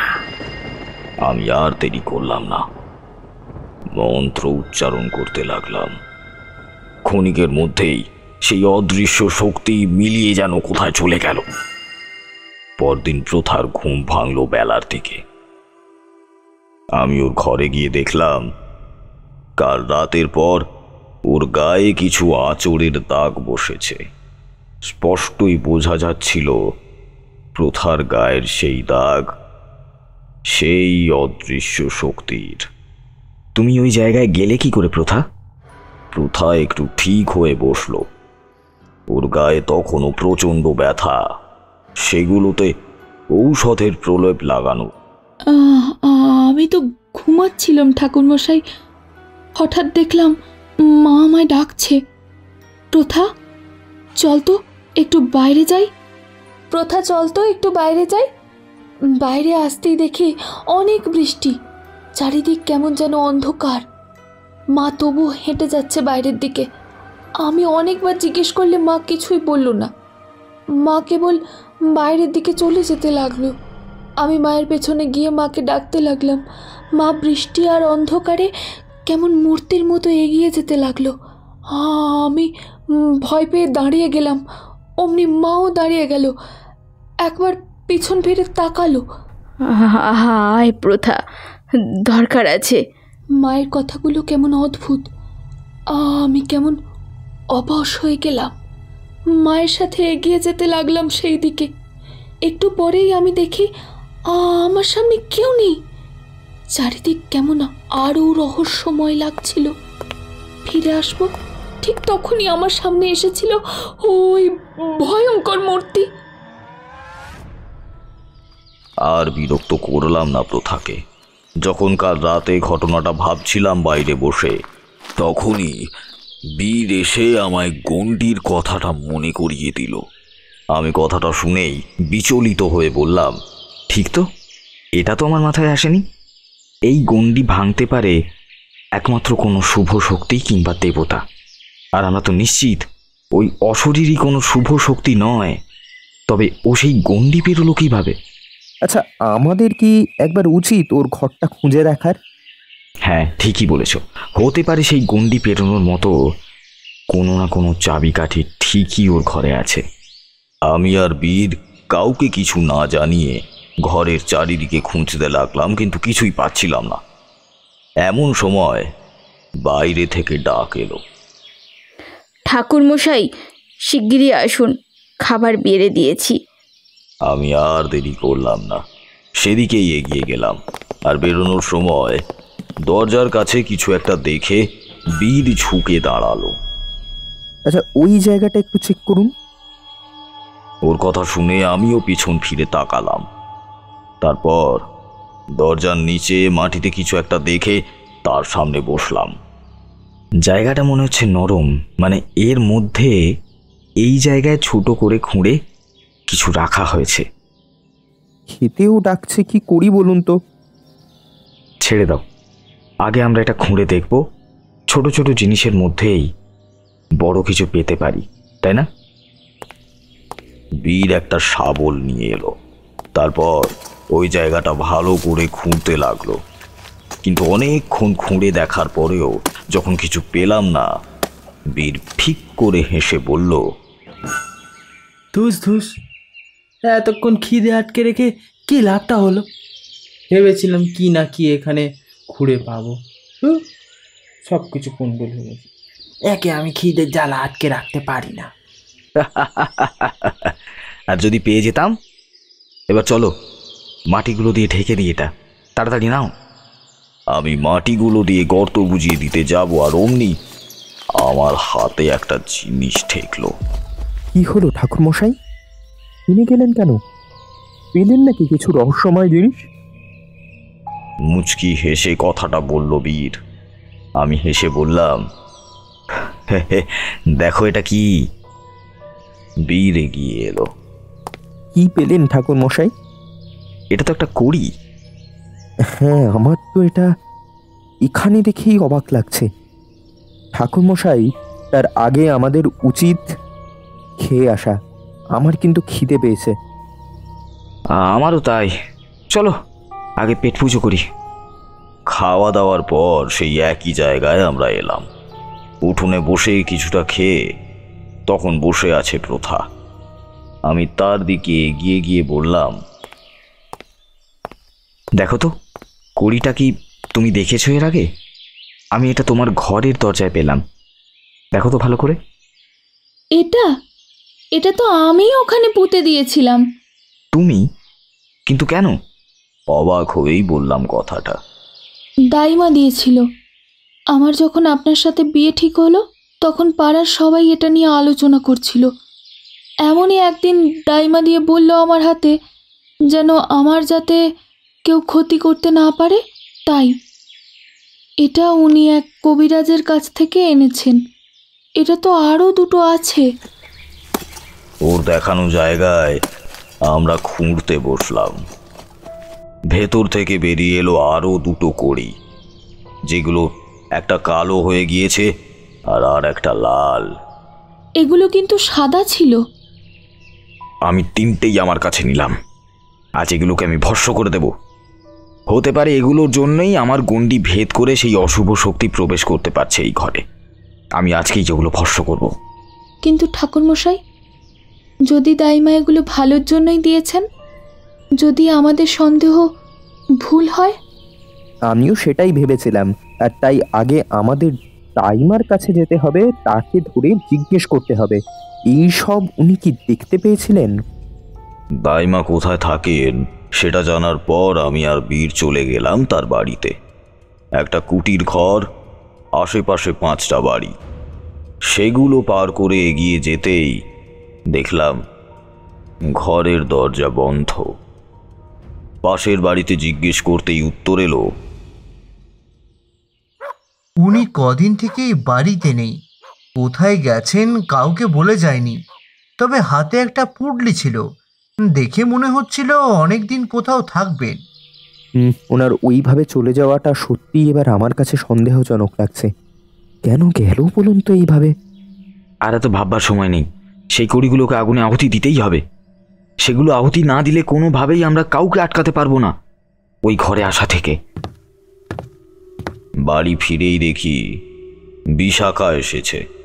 আমাদের দেখেই এগিয়ে এলো, বলল, আমি একটু দেখতে এসেছিলাম ওকে, কিন্তু এখন তো ঘুমোচ্ছে। আচ্ছা, এখন ওর খবর কি ঠাকুরমশাই? তেমনই আছে, তেমন কোনো পরিবর্তন আমি এখনো দেখতে পাচ্ছি না। বিশাখা একটু থেকেই চলে গেল। ওর চলে যাওয়ার অনেকক্ষণ পর ঘুম থেকে উঠল প্রথা। রাতের দিকে একটা যজ্ঞকুণ্ড তৈরি করলাম আমি। ওই 3টে কড়ির অশুভ শক্তিকে বিনাশ করতে হবে। বারবার মনে হচ্ছিল ওকে যেন আধার ঘেঁষে দাঁড়িয়ে আছে। তার নিষ্পলক চোখের দৃষ্টি যেন আমাকে গিলে খাবে। তার লালায়িত লম্বা জিভ যেন আমাকে গ্রাস করতে উদ্যত হয়ে আছে। মন্ত্র পড়তে লাগলাম আমি। আমার পাশে বসে আছে বীর। আমি নিজের শরীর বন্ধন করে বীরকেও সুরক্ষিত করে বললাম, কোনো মায়ায় আবার বিলম্ব হয়েছেও না যেন। ঠিক যখন কড়িগুলো আহুতি দেওয়ার সময়, তখনই দেখলাম সামনের দিকে এগিয়ে আসছে প্রথা। ওর চোখে মুখে ভয়। ওই গিয়ে এসে মাটিতে পড়ে গেল, ছটপট করতে লাগলো। বাঁচাও, বাঁচাও! বীর উঠে যেতে চাইছিল। আমি মন্ত্র পড়তে পড়তে হাতের ইশারায় ওকে আটকে দিলাম। অমনি আর এগোনোর সাহস পেল না বীর। ও নিজের জায়গাতেই বসে রইল। সামনের সেই প্রথা এবার চুপ করে গেল। যজ্ঞের হোমে দাউ দাউ করে জ্বলতে থাকা আগুনে দেখলাম কেমন নিথর হয়েও শুয়ে রয়েছে। তার ক্ষণিক পরেই ওর শরীরটা ধীরে ধীরে পরিণত হলো একটা অদ্ভুত নারী মূর্তিতে, যার সাদা লম্বা চুল মাটিতে ছড়িয়ে আছে চারিদিকে, যার পরনের সাদা শাড়ির আঁচল অল্প অল্প বাতাসে কাঁপছে, কালো মিশমিশে দুটো হাত দুটো মাটি আঁকড়ে পড়ে আছে প্রাণপণে। একটা ভয়ঙ্কর গর্জন ছাপিয়ে গেল বাতাসে। সে উঠে বসল। আবছা আলোয় কি ভয়ঙ্কর লাগছিল সেই অদ্ভুত দর্শন নারীকে। মুখটা মিশমিশে কালো, তার মধ্যে দুটো চোখের মণি নেই, কেবল সাদা গর্ত লক্ষ্য করা যাচ্ছে। মুখের এক পাশ থেকে ঝুলে পড়ছে লম্বা লাল জিভ, আর মুখের চারিদিকে ঝুলে আছে লম্বা সাদা সাদা চুল। তখনও সে গর্জন করে চলেছে। আমি 3টে কড়ি একসাথে আগুনে আহুতি দিলাম। ব্যাস, একটা চিৎকার করেই সে মুছে গেল বাতাসে। বীর যজ্ঞের সামনে বসে বলল, আচ্ছা, এবার কি আমাদের বিপদ কেটে গিয়েছে? এটা তো কেবল কড়ির ভেতরে থাকা অশুভ শক্তি বীর। এই অশুভ শক্তি ওই কড়ির মধ্যে করে এসেছিল প্রথার ঘরে, যেটা থাকার কারণেই আসল অশুভ শক্তি এই বাড়ি চিনতে পেরেছে।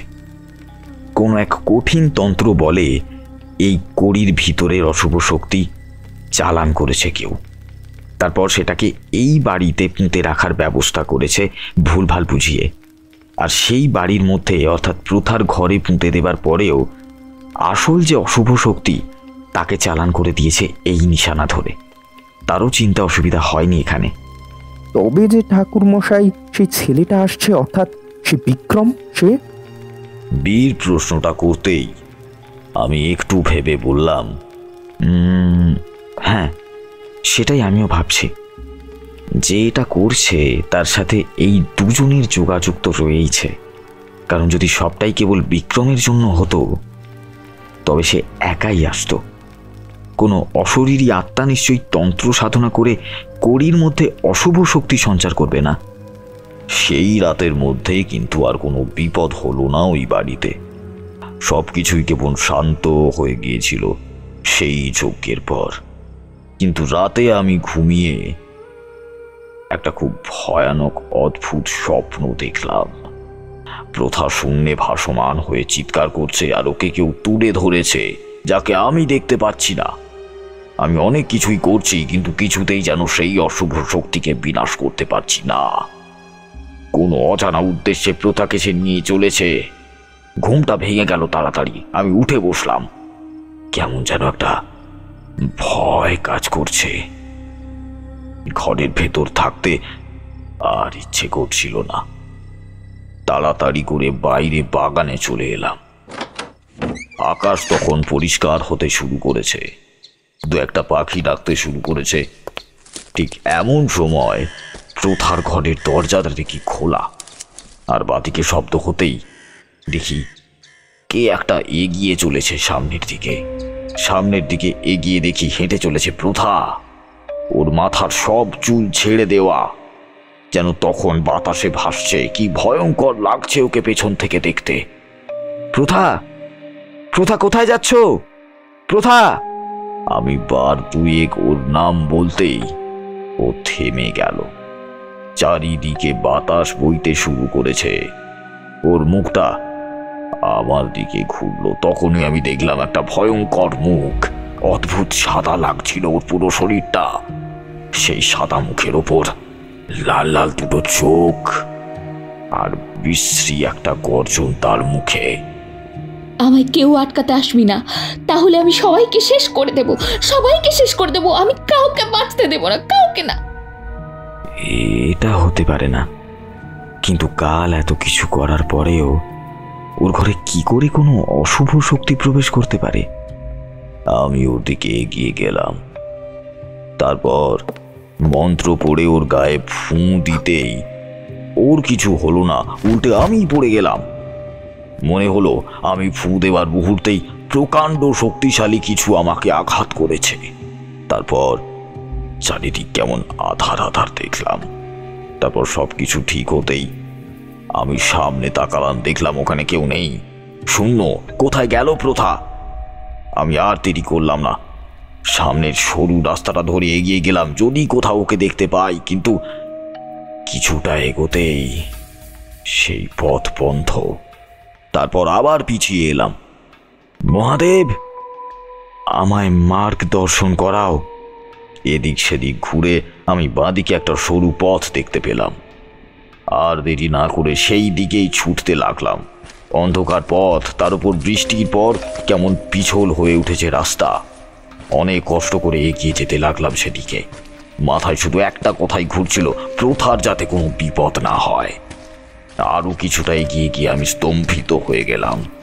চাঁদের খুব হালকা আলোয় দেখতে পেলাম কেউ একটা ছপ করে সামনের বুড়ো পুকুরে পড়ে গেল। প্রথা নয় তো এটা? আমাকে এখনই তাকে তুলতে যেতে হবে। জলের মধ্যে লাফানোর পর কিন্তু সেই বশীভূত ব্যাপারটা প্রথার থেকে নষ্ট হয়ে গেল, আর ও জলে পড়ে চিৎকার করতে লাগলো, বাঁচাও, বাঁচাও।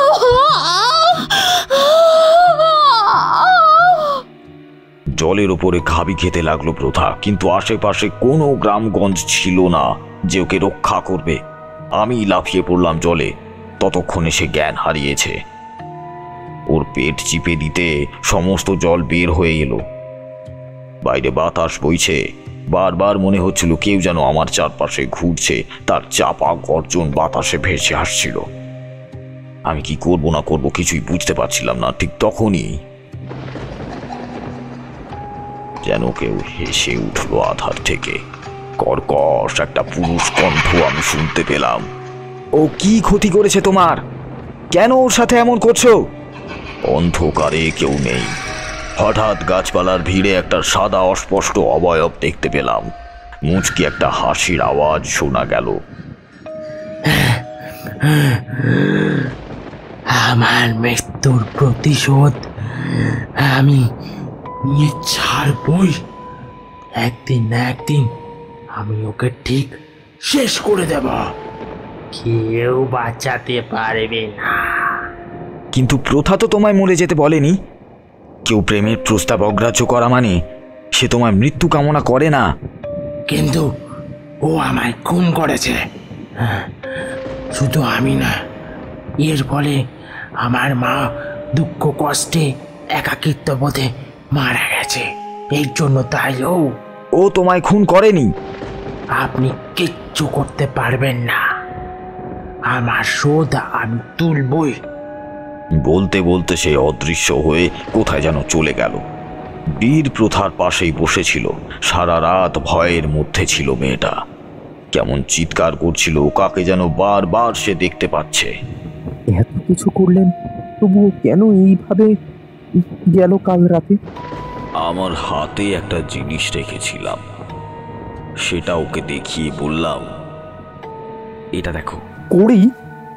হ্যাঁ, কাল ওকে আমি জল থেকে তোলার পর ওর গা থেকে পড়ে যেতে দেখেছি। আগের কড়িগুলো ফেলে দেবার পর এটা এলো কোথা থেকে? কিন্তু ওর গায়ে এতদিন তো কোনো কড়ি আমরা দিইনি, বাঁধিওনি। কাল কে কে এসেছিল এই বাড়িতে, আর কে কে প্রথার খুব কাছে গিয়েছিল? তেমন কোনো ব্যক্তির নাম কারোর মাথায় আসছিল না, কেউ এমন ওর কাছে বসেওনি। এটাই সেই বশীকরণ ছিল। এটার সাহায্যেই সময় মতো ও ঘর থেকে বেরিয়ে এসেছিল। আর এটা কাল কেউ না কেউ ঠিকই করেছে, যাকে আমরা কেউ খেয়াল করিনি। ভয় নেই, আমি ঠিক খুঁজে বার করবো তাকে। আমার কথা শেষ হতে না হতেই প্রথার মা অঝরে কাঁদতে থাকে। ওনাদের এইরূপ করুণ অবস্থা দেখে আমি বাইরে বেরিয়ে এলাম। অবশ্য কান্না পাওয়ারও কথা, একটা মেয়ের ওপর এমন বিপদ ঘটতে চলেছে বারবার, অথচ আসল অপরাধীকে কেউ ধরতে পারেনি এখনো। বীর বাইরে এসে আমায় উঠোনে বসে থাকতে দেখলো। আমার কাছে আসতেই আমি বললাম, প্রথা উঠেছে? না, কিন্তু কেন ঠাকুরমশাই? একটা কথা জিজ্ঞেস করতে হবে। ওই অশরীরী আমায় বলেছে ওর মৃত্যুর প্রতিশোধ ও নেবেই। কোনোভাবে প্রথা ওকে খুন করেনি তো? আপনি এসব কি বলছেন ঠাকুরমশাই? ও এমন মেয়ে? পুরো ঘটনাটা আমি কদিন ধরে দেখছি, এটা বুঝেছি এই সবের মাঝে একজন ব্যক্তি রয়েছে যে পুরো ঘটনাটা ঘটাচ্ছে। তবে অশরীরীর কথাটাও যে ঠিক না ভুল সেটা আমি যাচাই করতে চাই। প্রথাকে বলতেই হবে সত্যিটা। অনেকক্ষণ পর প্রথা সুস্থ হলো। খাওয়া দাওয়া শেষ করে ঘরে যখন বিশ্রাম করছিল, আমি ওর ঘরের দরজায় দাঁড়িয়ে ওকে ভালো করে দেখলাম। না, এখন একটু সুস্থ লাগছে। কাছে গিয়ে বললাম, একটা কথা বলবো প্রথা? দেখো, আমায় কিন্তু সঠিক উত্তর দেবে, কারণ এর মধ্যেই তোমার বাঁচা আর মরা নির্ভর করছে। দেখো, তুমি যদি সত্যি কথা না বলো তবে আমিও তোমাকে বাঁচাতে পারবো না, কাজেই মিথ্যে বলার কোনো জায়গা নেই। কিন্তু কি এমন কথা ঠাকুরমশাই যেটা আমি বলতে দ্বিধাবোধ করব? আপনি আমার প্রাণ বাঁচিয়েছেন বারবার, আমি কেন আপনাকে সত্যি কথাটা বলবো না? তুমি কি ওই বিক্রমকে খুন করেছো? কথাটা শুনেই প্রথার মুখটা বিবর্ণ হয়ে গেল। কি মনে হচ্ছে কোনোভাবে প্রথা খুন করেনি তো বিক্রমের? আর তাই কি বিক্রম ফিরে এসেছে? বিস্মিত হলো প্রথা, অবাক করা কণ্ঠে বলল, আপনার কি মনে হলো আমি ওকে খুন করেছি? আমি তোমাকে সন্দেহ করছি না প্রথা, কিন্তু আমার সত্যিটা জানা উচিত। ওই অশরীরীর থেকে আমি শুনেছি ও নিজের মৃত্যুর বদলা নিচ্ছে, আর তাই আমি তোমার থেকে এই সত্যিটা জানতে চাইছি। তুমি নির্ভয়ে আমার সত্যি কথাটা বলো, না হলে কিন্তু তোমার রক্ষা নেই। তুমি রক্ষা পাবে না ওর কাছ থেকে। আর এই অশরীরীর অত্যাচার শেষ করার জন্য আমাকে এটা জানতেই হবে। তুমি বলো, নির্ভয়ে বলো। সত্যি ওর মৃত্যুর কথাটা শুনে আমার কষ্ট হয়েছিল। আমি চাইনি ও মরে যাক। আমি তো কেবল ওর ভালোবাসার দাবি প্রত্যাখ্যান করেছি। আমি আর ওকে দেখিনি। তারপর শুনেছিলাম ও আত্মহত্যা করেছে। সত্যি কষ্ট হয়েছিল। আমার ছোট্ট কিছু কথায় মরে যেতে পারে সে। তারপর শুনেছি তার বৃদ্ধা মা ছিলেন, ছেলের শোকে উনিও মারা গেছেন। ঠাকুরমশাই, আমি সত্যি এর বাইরে আর কিচ্ছু জানি না। থম থম করছিল প্রথার মুখটা। ও ছলছলে চোখে বলল, আপনার কি এখনো আমার কথায় সন্দেহ হচ্ছে? প্রথা, আমি তোমার চোখে যে দৃষ্টি দেখেছি সেটা সত্যই প্রমাণ করে তুমি সত্য কথাই বলছো। তোমার চোখের জল বলে দিচ্ছে সত্যিই তুমি কারোর ক্ষতি করতেই পারো না। এবার ঠাকুর মশাই? ঘুরতে ঘুরতে প্রশ্নটা করল বীর। আমি আরও তখন জঙ্গলে ঘুরছি। আজ রাতেই যজ্ঞের আয়োজন করছি।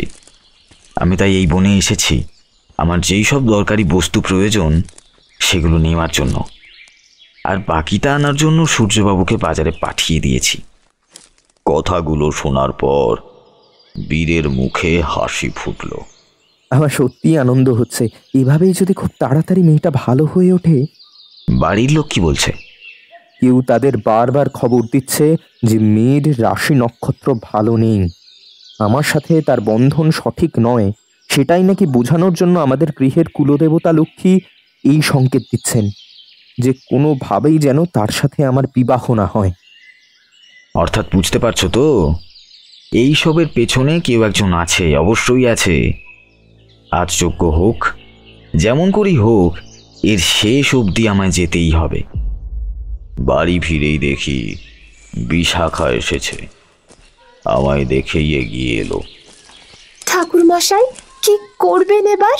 আমি শুনলাম কাল রাতে নাকি ও পুকুরে লাফিয়েছিল। হ্যাঁ, তবে আজ যজ্ঞের আয়োজন করছি, দেখি আজ রাতে কি করতে পারি। আচ্ছা, কাল তবে একবার আমাদের গৃহে আসুন। আপনার পায়ের ধুলো পড়লে আমাদের বাড়িটা মঙ্গলময় হবে ঠাকুর মশাই। আমি গাড়ি পাঠিয়ে দেব দুপুরে। আর বাবাও একবার আপনার দর্শন করতে চাইছেন। আসলে চারিদিকে আপনার যে নাম ডাক শোনা যাচ্ছে। আরে অবশ্যই যাব, কেন যাব না, নিশ্চয়ই যাব। তারপর একটু ব্যস্ত হতেই হলো। সারাদিন কেউ না কেউ তাদের সমস্যা নিয়ে হাজির হতে থাকে। কাউকে তো ফেরাতে পারি না, আর মানুষের মঙ্গল করাই তো আমার কাজ। কাজেই রোজ কিছু লোকজনের সমস্যা আমার সমাধান করতেই হয়। এইসব কাজ করতে করতে আমার মনে হলো কেউ যেন বাড়ির সামনে বারবার ঘুরঘুর করছে। আমি সামনের দিকে তাকাতেই আর কাউকে দেখতে পাচ্ছিলাম না, কিন্তু তবুও কোথাও যেন তাকে আমি বারবার অনুভব করতে পারছি। আজ আমার সতর্ক হয়ে থাকতে হবে, এটাই বুঝলাম। সেদিন সন্ধে থেকেই কেমন একটা শিরশিরে আবহাওয়া শুরু হলো। সন্ধে থেকেই আকাশ মেঘলা হয়ে উঠল, বাতাস দিতে লাগলো ফরফর শব্দে। মনে হচ্ছিল যেন এক্ষুনি বৃষ্টি হতে পারে। কালো মেঘে ঢেকে গেল সমস্ত তারা আর অর্ধেক চাঁদটা। যজ্ঞের আয়োজন হলো। পাশে বসে রইল বীর, কখন কি দরকার সেগুলো এগিয়ে দেবে বলে। তার পেছনে বসে রইলেন সূর্যবাবু আর অনুরাধা দেবী। তাদের কাছে শান্ত হয়ে বসে আছে প্রথা। এখানে সবাইকে রেখে বন্ধনী করে দিয়েছি, যাতে কারোর ওপর কোনো রকম বিপদ না হয়। তারপর শুরু হলো যজ্ঞ। পুরো বাড়িতে যে অশুভ শক্তি আছে তাকে টেনে নিয়ে আসাই হলো সেদিন আমার কাজ। মন্ত্র উচ্চারণ করার সাথে সাথেই চারিদিক আরো শান্ত হয়ে যেতে লাগলো। গভীর রাতে ঝিঝিগুলো বন্ধ ছিল, তবে কখনো খুব মৃদু স্বরে ডেকে উঠল। অন্ধকারে কোথাও একটা পিউ কাহা পাখি একবার ডেকে উঠল অদ্ভুত সুরে। বার দুয়েক দূরের জঙ্গলে ডেকে উঠল শেয়াল। আবার সব শান্ত। প্রকৃতি যেন কেমন রহস্যময় হয়ে যেতে লাগলো। চারিদিকে রেখে দেওয়া মশালগুলো বাতাসে কাঁপছে। যজ্ঞের আগুনে অনেকটা জায়গা বেশ করে স্পষ্ট দেখা যাচ্ছিল। হঠাৎ করেই মনে হতে লাগলো সামনে যে ঝোপ জঙ্গল, ওখানে কেউ দাঁড়িয়ে আছে। আবার মনে হতে লাগলো কে যেন আমার পিছনে দাঁড়িয়ে আছে। তার শীতল অনুভূতি আমাকে শীতল করে দিচ্ছে। একবার মনে হলো সামনের জঙ্গলে কি একটা শব্দ হয়ে উঠল। মন্ত্র পড়তে পড়তে তাকিয়ে দেখি একটা কালো বিড়াল বসে রয়েছে, আর তার নীল দুটো চোখ খুবই অদ্ভুত ভাবে জ্বলছে। কিছুটা দূরে দাঁড়িয়ে কি যেন একবার হেসে উঠল। তারপর কেউ একটা ফ্যাকাশে কণ্ঠে বলল,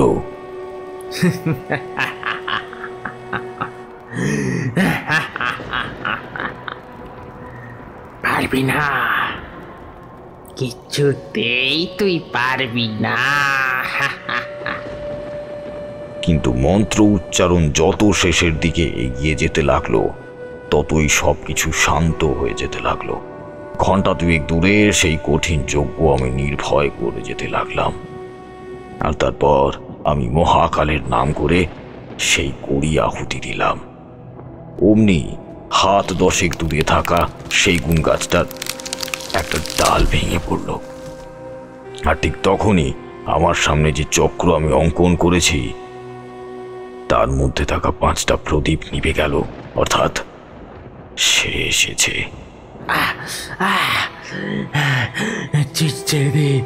ছেড়ে দে আমায়, ভালো হবে না কিন্তু বলে দিচ্ছি। লাগছে, ছেড়ে দে বলছি। এমন কর্কশ কণ্ঠের একটা চিৎকার রাতের সমস্ত নিস্তব্ধতাকে ভেঙেই দিল। তোকে মুক্তি দেবার জন্যই আমার এই প্রয়াস। চক্রের মধ্যে থেকে কোনো একটা অদৃশ্য শক্তি চিৎকার করছিল, তুই নিজের রূপে ফিরে আয়, না হলে কিন্তু এই গণ্ডি তোকে অনেক কষ্ট দেবে। তুই যত ছটফট করবি তত বেশি তোর কষ্ট হবে। নিজের রূপে ফিরে আয়। ভালো হবে না কিন্তু তারানাথ, তুই আমাকে ছেড়ে দে। সব দিক আরো নীরব হয়ে গেল। আকাশ বাজির শব্দে চৌচির হয়ে গেল। অন্ধকার ভেদ করে আসছিল কতগুলো কুকুরের ডাক। সে নিজের রূপে ফিরে আসতে লাগলো। একটা ছেলে, গায়ে ধুতি আর পাজামা, গায়ের রং প্রচন্ড ফ্যাকাশে, যেন জলে ভিজে ছিল কতদিন ওই শরীরটা। যজ্ঞের আগুনে কমলা আলোয় দেখা যাচ্ছিল তার ফ্যাকাশে একটা মুখ, তার মধ্যে সাদা দুটো চোখ, কোনো মনি নেই, একপাশে জিভ বেরিয়ে আছে, বুকের কাছে কি একটা বেরিয়ে আছে, সেখান থেকে ঝরে পড়ছে টাটকা রক্ত। বিক্রম! দেখো, এইভাবে তুমি আমায় মেরেছো, আমার পিছন দিক থেকে ছুরি ঢুকিয়েছ। আমি তোমার কি ক্ষতি করেছি প্রথা? কেন? তোমাকে আমি ভালোবেসেছিলাম বলে আমার এই পরিণতি আজ দেখতে হলো। তুমি না বলে দিলে তো আমি তোমায় জোর করতামই না। আমার কষ্ট হচ্ছে, এমন কষ্ট আমি রোজ প্রায় প্রথা। ছাড়বো না তোমাকে, আমি ছাড়বো না। আমি আমার ঈশ্বরের নামে শপথ করে বলতে পারি, এমন একটা অপকর্ম আমি করতেই পারি না। আমার হাত কাঁপবে বিক্রম বাবু। এমন নিষ্ঠুর আমি কিছুতেই হতে পারবো না, কিছুতেই না। কিন্তু প্রথা যে তোমায় খুন করেছে, তুমি দেখেছো বিক্রম? আমার প্রশ্ন শুনে যন্ত্রণায় কুঁকড়ে গেল বিক্রমের মুখ। আমি নদীর তীরে বসে ভেবেছিলাম প্রথার বলা কথাগুলো, আর ঠিক তখনই আমার পিঠে কেউ ছুরির আঘাত জেনে দেয়।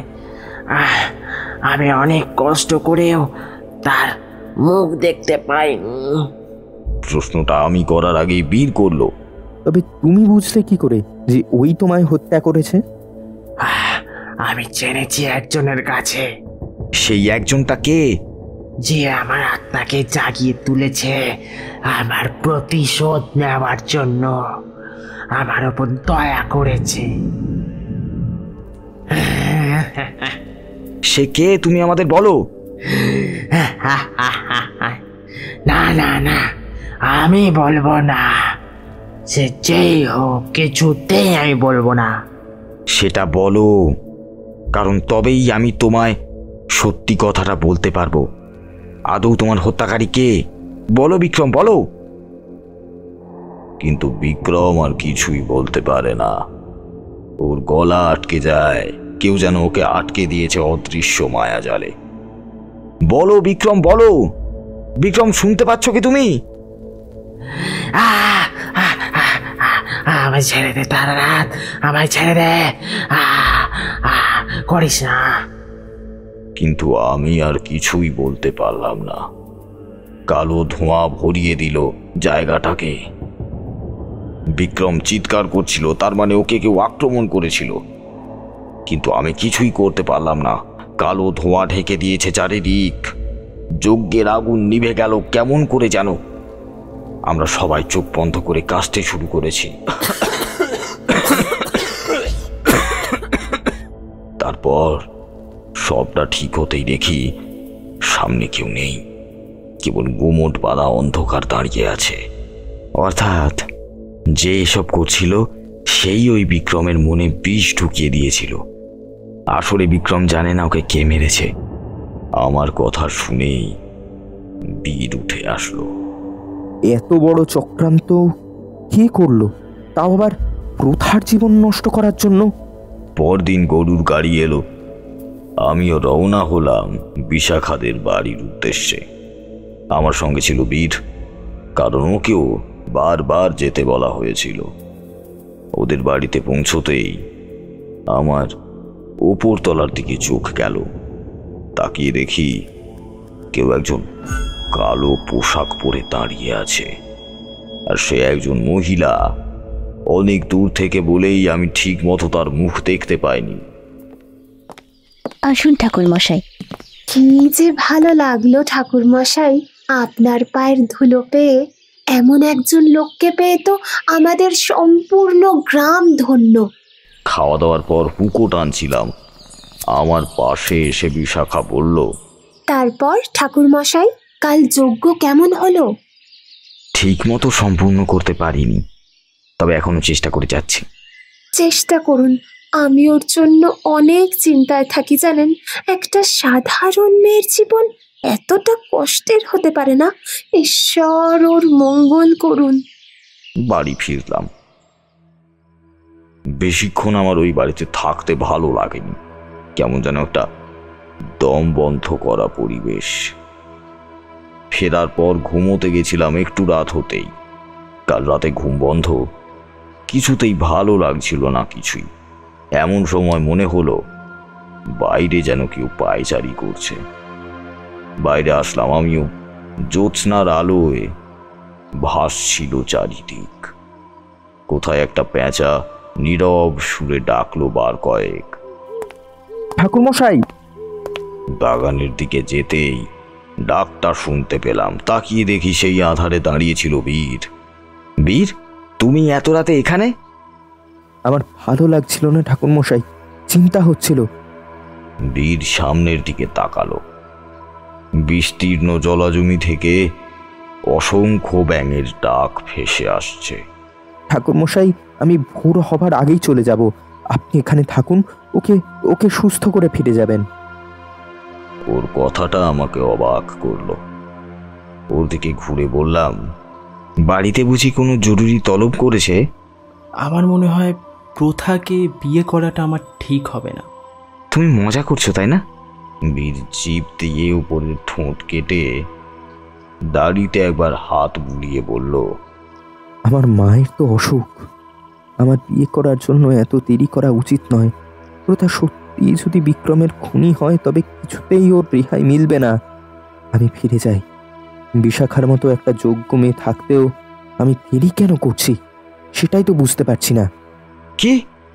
এতে তো অসম্মান হবে প্রথার। একটা মেয়ে শারীরিকভাবে সুস্থ হলেও কিছুতেই মানসিক সুস্থতা পাবে না। তুমি এটা করতে পারো না বীর। শেষের দিকে আমি রাগ দেখিয়েই বললাম কথাটা। আপনি আমার কে? আমার পরিবার? তবে দয়া করে চুপ থাকুন। আমার জীবনের সিদ্ধান্ত আমি নিতে পারি। আপনাকে ভূত খুঁজতে ডাকা হয়েছে, কারোর সিদ্ধান্তে নাক গলাতে নয়। এরপর সত্যি আর কিছু বলার ছিল না। কষ্ট হচ্ছিল প্রথার জন্য। কাল ঘটনাটা জানার পর না জানি কতই হাসাহাসি হবে ওকে নিয়ে। অনেক সকালে ঘুম ভেঙে দেখি বাইরে কারোর পায়ের শব্দ। বারান্দায় এসে দেখি নিজের ব্যাগ বেঁধে হেঁটে যাচ্ছে বীর। একটু পর প্রথা উঠবে। অসুস্থ ওই মেয়েটাকে কি জবাব দেব কি জানি। এইভাবে ওর সাথে না ঘটলেও পারত। কি পাপ করেছে ওই মেয়েটা? কেন ওকে এইভাবে ভেঙে পড়তে হবে? বীর ফিরে তাকালো না। হয়তো ওর আর কোনো পিছুটা নেই। ও নিজের ঠিকানা খুঁজে পেয়েছে, ভালোবাসার ঠিকানা। ঠাকুরমশাই, আপনি উঠে পড়েছেন? হায় রে, কথাটা শুনেই দেখি পেছনে দাঁড়িয়ে আছে প্রথা। ওর মুখ বিষণ্ণ। জানেন তো ঠাকুরমশাই, আমি বীরকে নিয়ে একটা খুব বাজে স্বপ্ন দেখেছি। আচ্ছা, ও কোথায় বলুন তো? আমি ওর সাথে কথা বলতে চাই। আমি ওর দিকে তাকাতে পারছিলাম না। অন্যদিকে তাকিয়ে বললাম, ও নেই প্রথা। ও ফিরে গিয়েছে। ও ফিরে গিয়েছে নিজের ভালো লাগার ঠিকানায়। প্রথা তাকিয়ে রইল ফ্যাল ফ্যাল করে। কি হবে এবার? বীর কি নিজের ইচ্ছে চলে যাচ্ছে, নাকি ওর পেছনে কোনো চক্রান্ত রয়েছে? প্রথার মনটা বিষণ্ণ সারাদিন। ওর মন খারাপের কারণও যথেষ্ট ছিল। বিকেল হতেই আমি এগিয়ে গেলাম জঙ্গলের পথে। ওই বাড়িতে থাকতে বড্ড দম আটকে আসছিল। চারিদিকে একটা কেমন বিশ্রী পরিবেশের সৃষ্টি হয়েছে। গ্রামে এই ঘটনাটা খুব তাড়াতাড়ি ছড়িয়ে পড়েছে। আরও ছড়িয়েছে, বীরের বাড়ির লোক নাকি বিশাখাকে দেখতে চলে এসেছে। খুব তাড়াতাড়ি ওদের বিয়ে হবে। প্রথা ঘরে চুপচাপ ছিল। আমি ওর কাছে আসতেই ও ছল ছলে চোখ নিয়ে ঘুরে তাকালো আমার দিকে। ঠাকুরমশাই, আমার সাথেই কেন এমনটা হলো? কেন সব দুর্ভাগ্য কেবল আমার জন্যই রাখা? সব দুর্ভাগ্য কেবল আমার জন্য রাখা, আমার জন্য। আমি কি বলবো জানি না। ভেজা গলায় বললাম, নিজেকে এতটাই কঠিন করো প্রথা, যাতে দুঃখ তোমায় দুঃখ দিয়েও সুখ না পায়। বনের মধ্যে হাঁটতে লাগলাম, কারণ আমায় এখন পৌঁছতে হবে করালির ডেরায়। করালিকে আমায় অনেক সময় ক্ষতি করতে হয়েছে, তবে অবশেষে আমি তাকে পেয়েছি। বনের গভীরে এক পাশে চলে গিয়েছে গভীর খাদ, অন্য পাশে সুদীর্ঘ জলধারা। তার এক প্রান্তেই করালির ডেরা। তখন বিকেল। করালির ডেরার কাছে যেতেই মনে হলো ওখানে যেন সমস্ত কোলাহল থেমে গিয়েছে। কোনো পাখির ডাক নেই, ঝিঝির ডাক বন্ধ। সব ওখানেই স্তব্ধ। বাইরে দাঁড়িয়ে ভালো করে গুহাটা দেখলাম, তারপর এক পা করে অন্ধকার গুহার মধ্যে যেতে লাগলাম। এত কম আলো যে একবার হোঁচট খেয়ে পড়েই গেলাম। এত অন্ধকার দেখতেই পাইনি, কিন্তু থেমে গেলে হবে না। এই সমস্ত খেলার আসল খেলোয়াড়কে আমাকে দেখতেই হবে। ক্ষীণ আলোর রেখা ধরে আমি এগিয়ে গেলাম। যতটুকু আলো বাইরে থেকে আসছিল সেটাই আমার পথের সম্বল। শেষ করে দিন ওকে। আর কতক্ষণ ও এখানে থাকবে? ওকে চিরতরে কোনো জায়গায় রেখে দিন, যাতে আর কখনো এখানে ফিরতে না পারে। খুব চেনা কণ্ঠ ভেসে আসছিল ভেতরের দিক থেকে। অর্থাৎ আমি তার কাছে পৌঁছে গিয়েছি, এবার আমি তার মুখ দেখতে পাবো। ক্ষণিক পরেই আমি পৌঁছে গেলাম সেই সাধনার ঘরে। সামনের কালো পর্দা, তার এপারে আমি।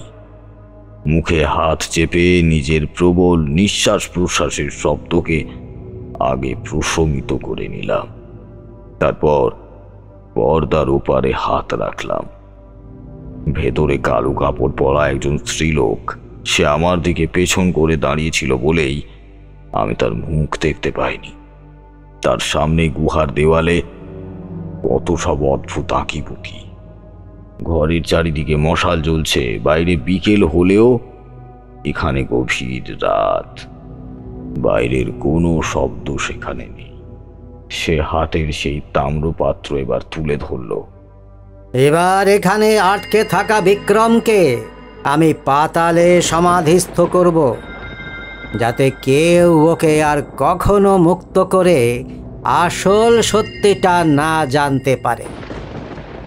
আমার কালো জাদুর জালে প্রত্যেকে আটকে গিয়েছে, আর এই জাল থেকে কেউ ওকে মুক্ত করতে পারবে না। আর এই বিক্রম তো এটাও জানে না যে ওকে প্রথা মারেনি, মেরেছিস তুই। বলতে বলতে সেই স্ত্রীলোক এদিকে ঘুরে তাকালো। একেই আমি সেদিন বিশাখার বাড়ির ভেতরে দেখেছিলাম। শুনেছিলাম নাকি ওদের বাড়িতে আশ্রিতা হয়ে আছে। তার বাড়ি বিশাখার মায়ের বাপের বাড়ির গ্রামে। তার দুঃখ বলে বিশাখার মা নিজের বাড়িতে এনে রেখেছেন। ওর নামই করালি। সেই স্ত্রীলোক হাসতেই আরও একজন আমার সামনে এগিয়ে এলো। এতক্ষণ আমি তাকে দেখিনি। সে অন্য কোনো পাশ থেকে কিছু একটা করছিল। দেখলাম সে আর কেউ না, স্বয়ং বিশাখা।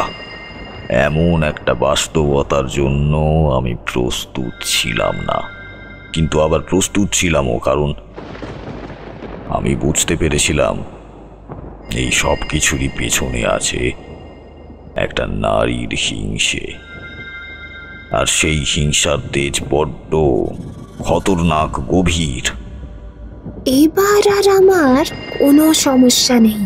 সেদিন তুমি ওই খাবারে মিশ্রণ মিশিয়েছিলে বলেই বীর আমার বশে হয়ে গেছে। কিন্তু মাসি, তুমি বলেছিলে বীর আসার সাথে ওই তান্ত্রিকও আসবে, বীর আর আমার বিয়ের কথা নিয়ে। কিন্তু সে তো এখনো এলো না। হতে পারে তার মধ্যে এমন কোনো গুণ আছে যে কিছুতেই কোনো তন্ত্রমন্ত্রের জালে ওকে বশ করা সম্ভব নয়। তার মানে বুঝলে তো, সেদিন বিশাখার বাড়িতে আমন্ত্রণ ছিল আমাদের দুজনকে বশ করার জন্য। মহিলা বিশাখার কাঁধে হাত রেখে মুচকি হাসল। কিন্তু তোর তো আর কোনো ভয় নেই। বিক্রমকে ব্যবহার করে আমরা প্রথার নামে ভুল কথা রটিয়ে দিয়েছি। সারা গ্রাম প্রথাকে বিক্রমের খুনি ভাবছে।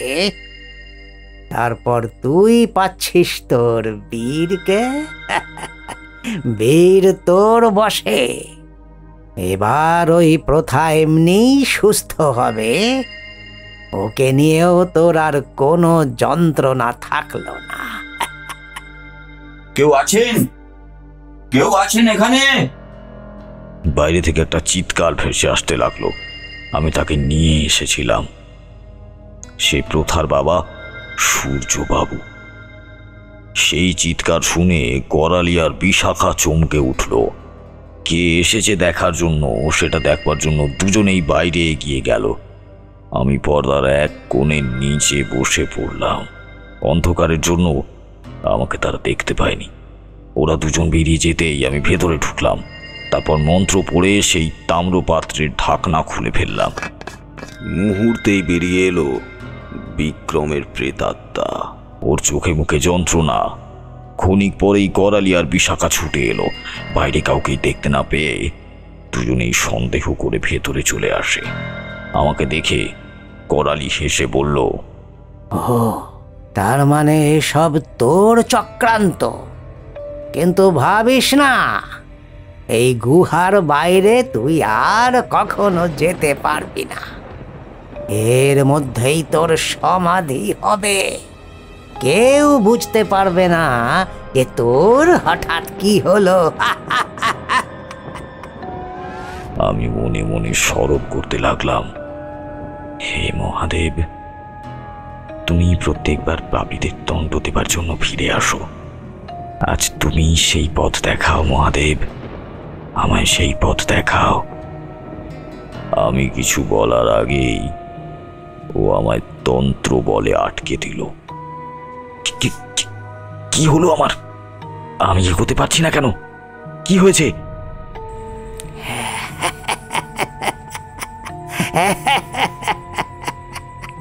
তোর অন্তিম শ্বাস তুই নিয়ে নে।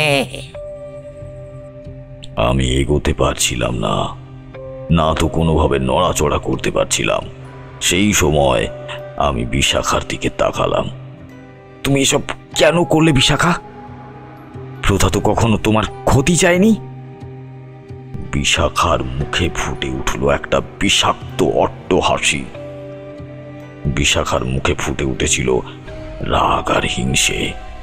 করালি মুচকি হেসে এগিয়ে আসছিল, ওর মুখে চোখে ফুটে উঠল একটা বিশ্রী হাসি। আজ আমি তার সবটাই বলবো আপনাকে, ঠিক কেন আমি এসব করেছি। আর আমার কোনো ভয় নেই, জানলেন না হয় সবই, কিন্তু কাউকে বলার জন্য আপনি তো আর বেঁচে থাকবেন না। কি করিনি আমি প্রথার জন্য। ওর মতো একটা গরিব মেয়েকে আমি আমার বান্ধবী বানিয়েছি, ওকে নিজের বোনের মতো ভালোবেসেছি, কিন্তু ও আমার সমস্ত কিছুতে বাধা হয়ে যাচ্ছিল। প্রথমে আমার বিক্রমকে ভালো লাগলো, কিন্তু বিক্রম ও আমার বদলে প্রথাকে ভালোবাসলো। তাই সেই রাতেই আমি পেছন থেকে বিক্রমকে ছুরি চালিয়ে দিই। বিক্রম আমায় দেখতে পায়নি। তারপর বীরের বাড়িতে যাওয়ার পর যখন ভাবলাম বীরের মতো একটা যোগ্য ছেলে আমার হবে, ঠিক তখনই বীর ওকে বিয়ের প্রস্তাব দিল। না, আমি আর নিতে পারছিলাম না প্রথাকে। ওর মধ্যে এমন কি রূপ আর গুণ আছে যে আমার সবটাই ওর ভাগ্যে যাবে। আর ঠিক তখনই আমার করালি মাসি এলো। আমাদের সাহায্যকারী হিসেবে উনি সমাধিস্থ বিক্রমকে জাগিয়ে তুলে তাকে প্রথার নামে ভুলভাল বলল। আর তারপর তো আপনি সবই জানেন। এবার আমি আমার বীরকে নিয়ে সুখে ঘর করতে চাই, কিন্তু সেই কাজে পথ আটকাতে আসছেন আপনি। তাই আপনাকে বাঁচিয়ে রেখে আমার কোনো লাভ নেই। সে কথাটা বলতে বলতেই চোখ বন্ধ করে কি একটা মন্ত্র পড়তে লাগলো। আবার চোখ খুললো, কিছুই হচ্ছিল না।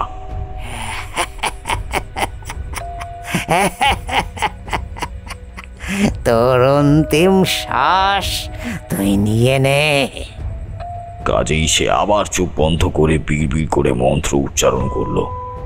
চোখ মেলে আবার তাকালো, কিন্তু কিছুই হলো না। সে কিছুতেই যেন বিশ্বাস করতে চাইছিল না তার মন্ত্রের কোনো কাজ হচ্ছিল না। সে আবার ফিরে তাকালো বিশাখার দিকে। একে আমার শক্তি কেন কাজ করছে না? আমি তো কিছুই বুঝতে পারছি না। কি হবে এবার? ঠিক তখনই পাশের কক্ষের দিক থেকে কালো ধোঁয়া বেরিয়ে আসতে লাগলো। আমার বন্ধন ভেঙে গেল। আমি হেসে বললাম, করালি, তোর পাপের ঘরা পূর্ণ হয়েছে, এবার তুই স্বর্গে চলে যা। আরে না, দুঃখিত তোর মতো পাপিষ্ট মানুষকে স্বর্গে জায়গা দিলে স্বর্গের নাম দুর্নাম হবে। করালি অবাক হয়ে তাকালো চারিদিকে, তারপর চোখ বন্ধ করে আবার মন্ত্র উচ্চারণ করতে লাগলো, কিন্তু কোনো কাজ হলো না। কিছুতেই তার মন্ত্র কাজে লাগছিল না। ও ঘুরে দেখলো ভেতরের ঘর থেকে আগুন ক্রমশ এই ঘরে আসছিল, সাথে কালো ধোঁয়া ছড়িয়ে পড়ছিল চারিদিকে। কে আমার সাধনার জায়গায় আগুন লাগিয়ে দিয়েছে? কে? ভেতরের ঘর থেকে বেরিয়ে আসছিল বিক্রমের অবয়ব। আর বিশেষ কথা হলো, আমি ওকে বুদ্ধিটা দিয়েছি। একমাত্র করালির সাধনা, আর সেই সাধনা চক্রে আগুন দিলেই ওর শক্তির বিনাশ হবে। করালি সেই তাম্রপাত্রের দিকে তাকালো। এখানে তো আটকে ছিল। ও অবাক হয়ে কথাটা বলতেই বিশাখা পিছিয়ে যেতে লাগলো। ও বুঝতে পারছিল আর করালির কোনো তন্ত্রই কাজে লাগবে না। বিশাখা পিছিয়ে যেতেই আটকে গেল। ওর পেছনে দাঁড়িয়েছে এক ভয়ানক মূর্তি, আর সে হলো বিক্রম। বিক্রমের গায়ের রং ফ্যাকাশে বিবর্ণ, চোখ দুটোতে মণি নেই, আগুনের কমলা রঙে ওকে আরো ভয়ানক লাগছে। বিক্রমের গায়ে গেঁথে আছে একটা অস্ত্র, আর সেইখান থেকে পড়তে থাকা রক্তে ওর গায়ের পোশাক ভিজে যাচ্ছে।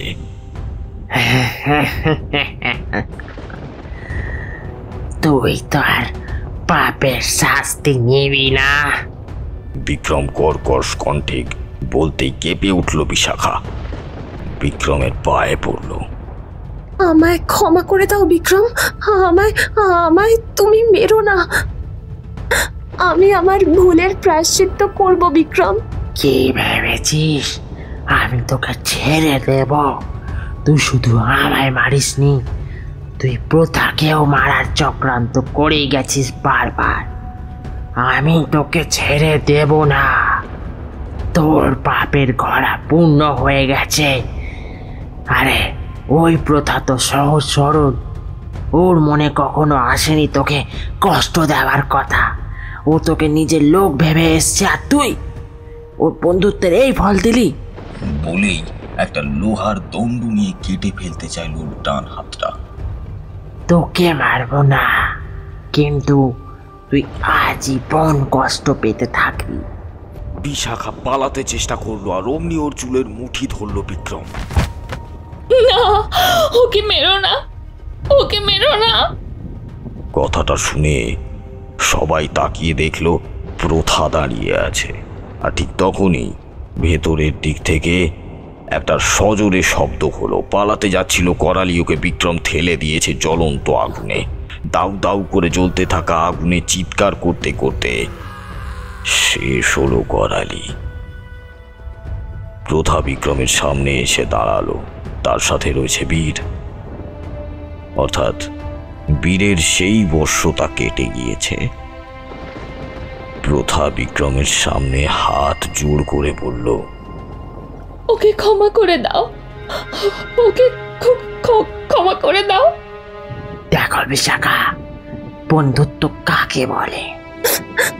আমি আমি তোমার সদ্গতি করব। সত্যি? আর এই যন্ত্রণা আমি আর সহ্য করতে পারছি না।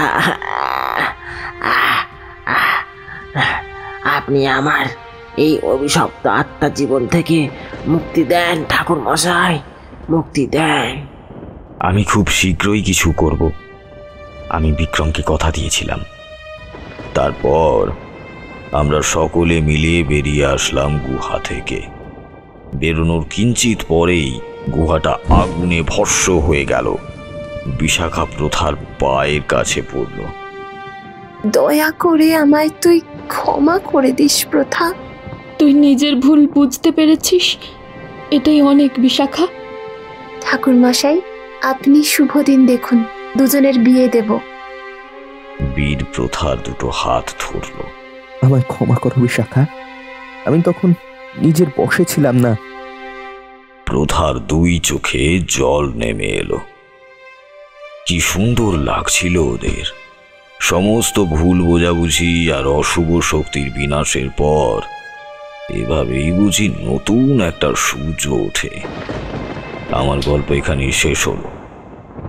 সবটাই দারুণ, কিন্তু আপনি কিভাবে বুঝলেন যে ওই গুহায় সব কিছু চলছে? আর সব থেকে বড় কথা, আপনি গেলেন কিভাবে এত দূর অবধি? সেদিন আমার যজ্ঞ ভণ্ডুল হলো, আর বিক্রমের আত্মাকে কেউ নিয়ে গেল। তখনই আমি জঙ্গলের চারিদিকে খুঁজে পেয়ে গিয়েছিলাম 4টে পায়ের ছাপ, আর সেই পায়ের ছাপ পড়া বালিগুলো আমি নিয়েছিলাম। তারপর তন্ত্র বলে এমন করেছিলাম যাতে যার ওই পায়ের ছাপ, তার কাছে যেতেই আমি অনুভব করতে পারি। সেদিন বিশাখার বাড়িতে অতিথি হয়ে যাওয়ার পরেই আমি আমার অদ্ভুত একটা অনুভূতি হলো। তারপর সেই কালো পোশাকের মহিলাকে দেখলাম। ঠিক সেদিন থেকেই আমি ওই বাড়ির ওপর নজর রেখেছি।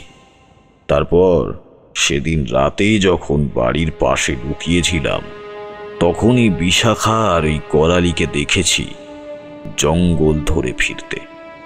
করালি ধূর্ত বিশাখার বাড়িতে এসে মেয়েটার মনে ঢুকিয়ে দিয়েছে বিষ এক নাগাড়ে। ওকে বুঝিয়েছে প্রথা ওর প্রধান শত্রু। এমন করেই আমি সেই গুহা আর সাধনার খোঁজ পাই। আর তারপর সবটা মিলে গেল, মানে 4 4 8 হয়ে গেল। গল্পটা শেষ। সত্যি আজ অনেক রাত হলো এত রহস্যময় গল্পটা শুনতে শুনতে। এবার উঠতে হবে। গিন্নি আবার অপেক্ষা করছে। আরও একদিন না হয় আসা যাবে এমনই রোমাঞ্চকর অনুভূতি পাবার জন্য।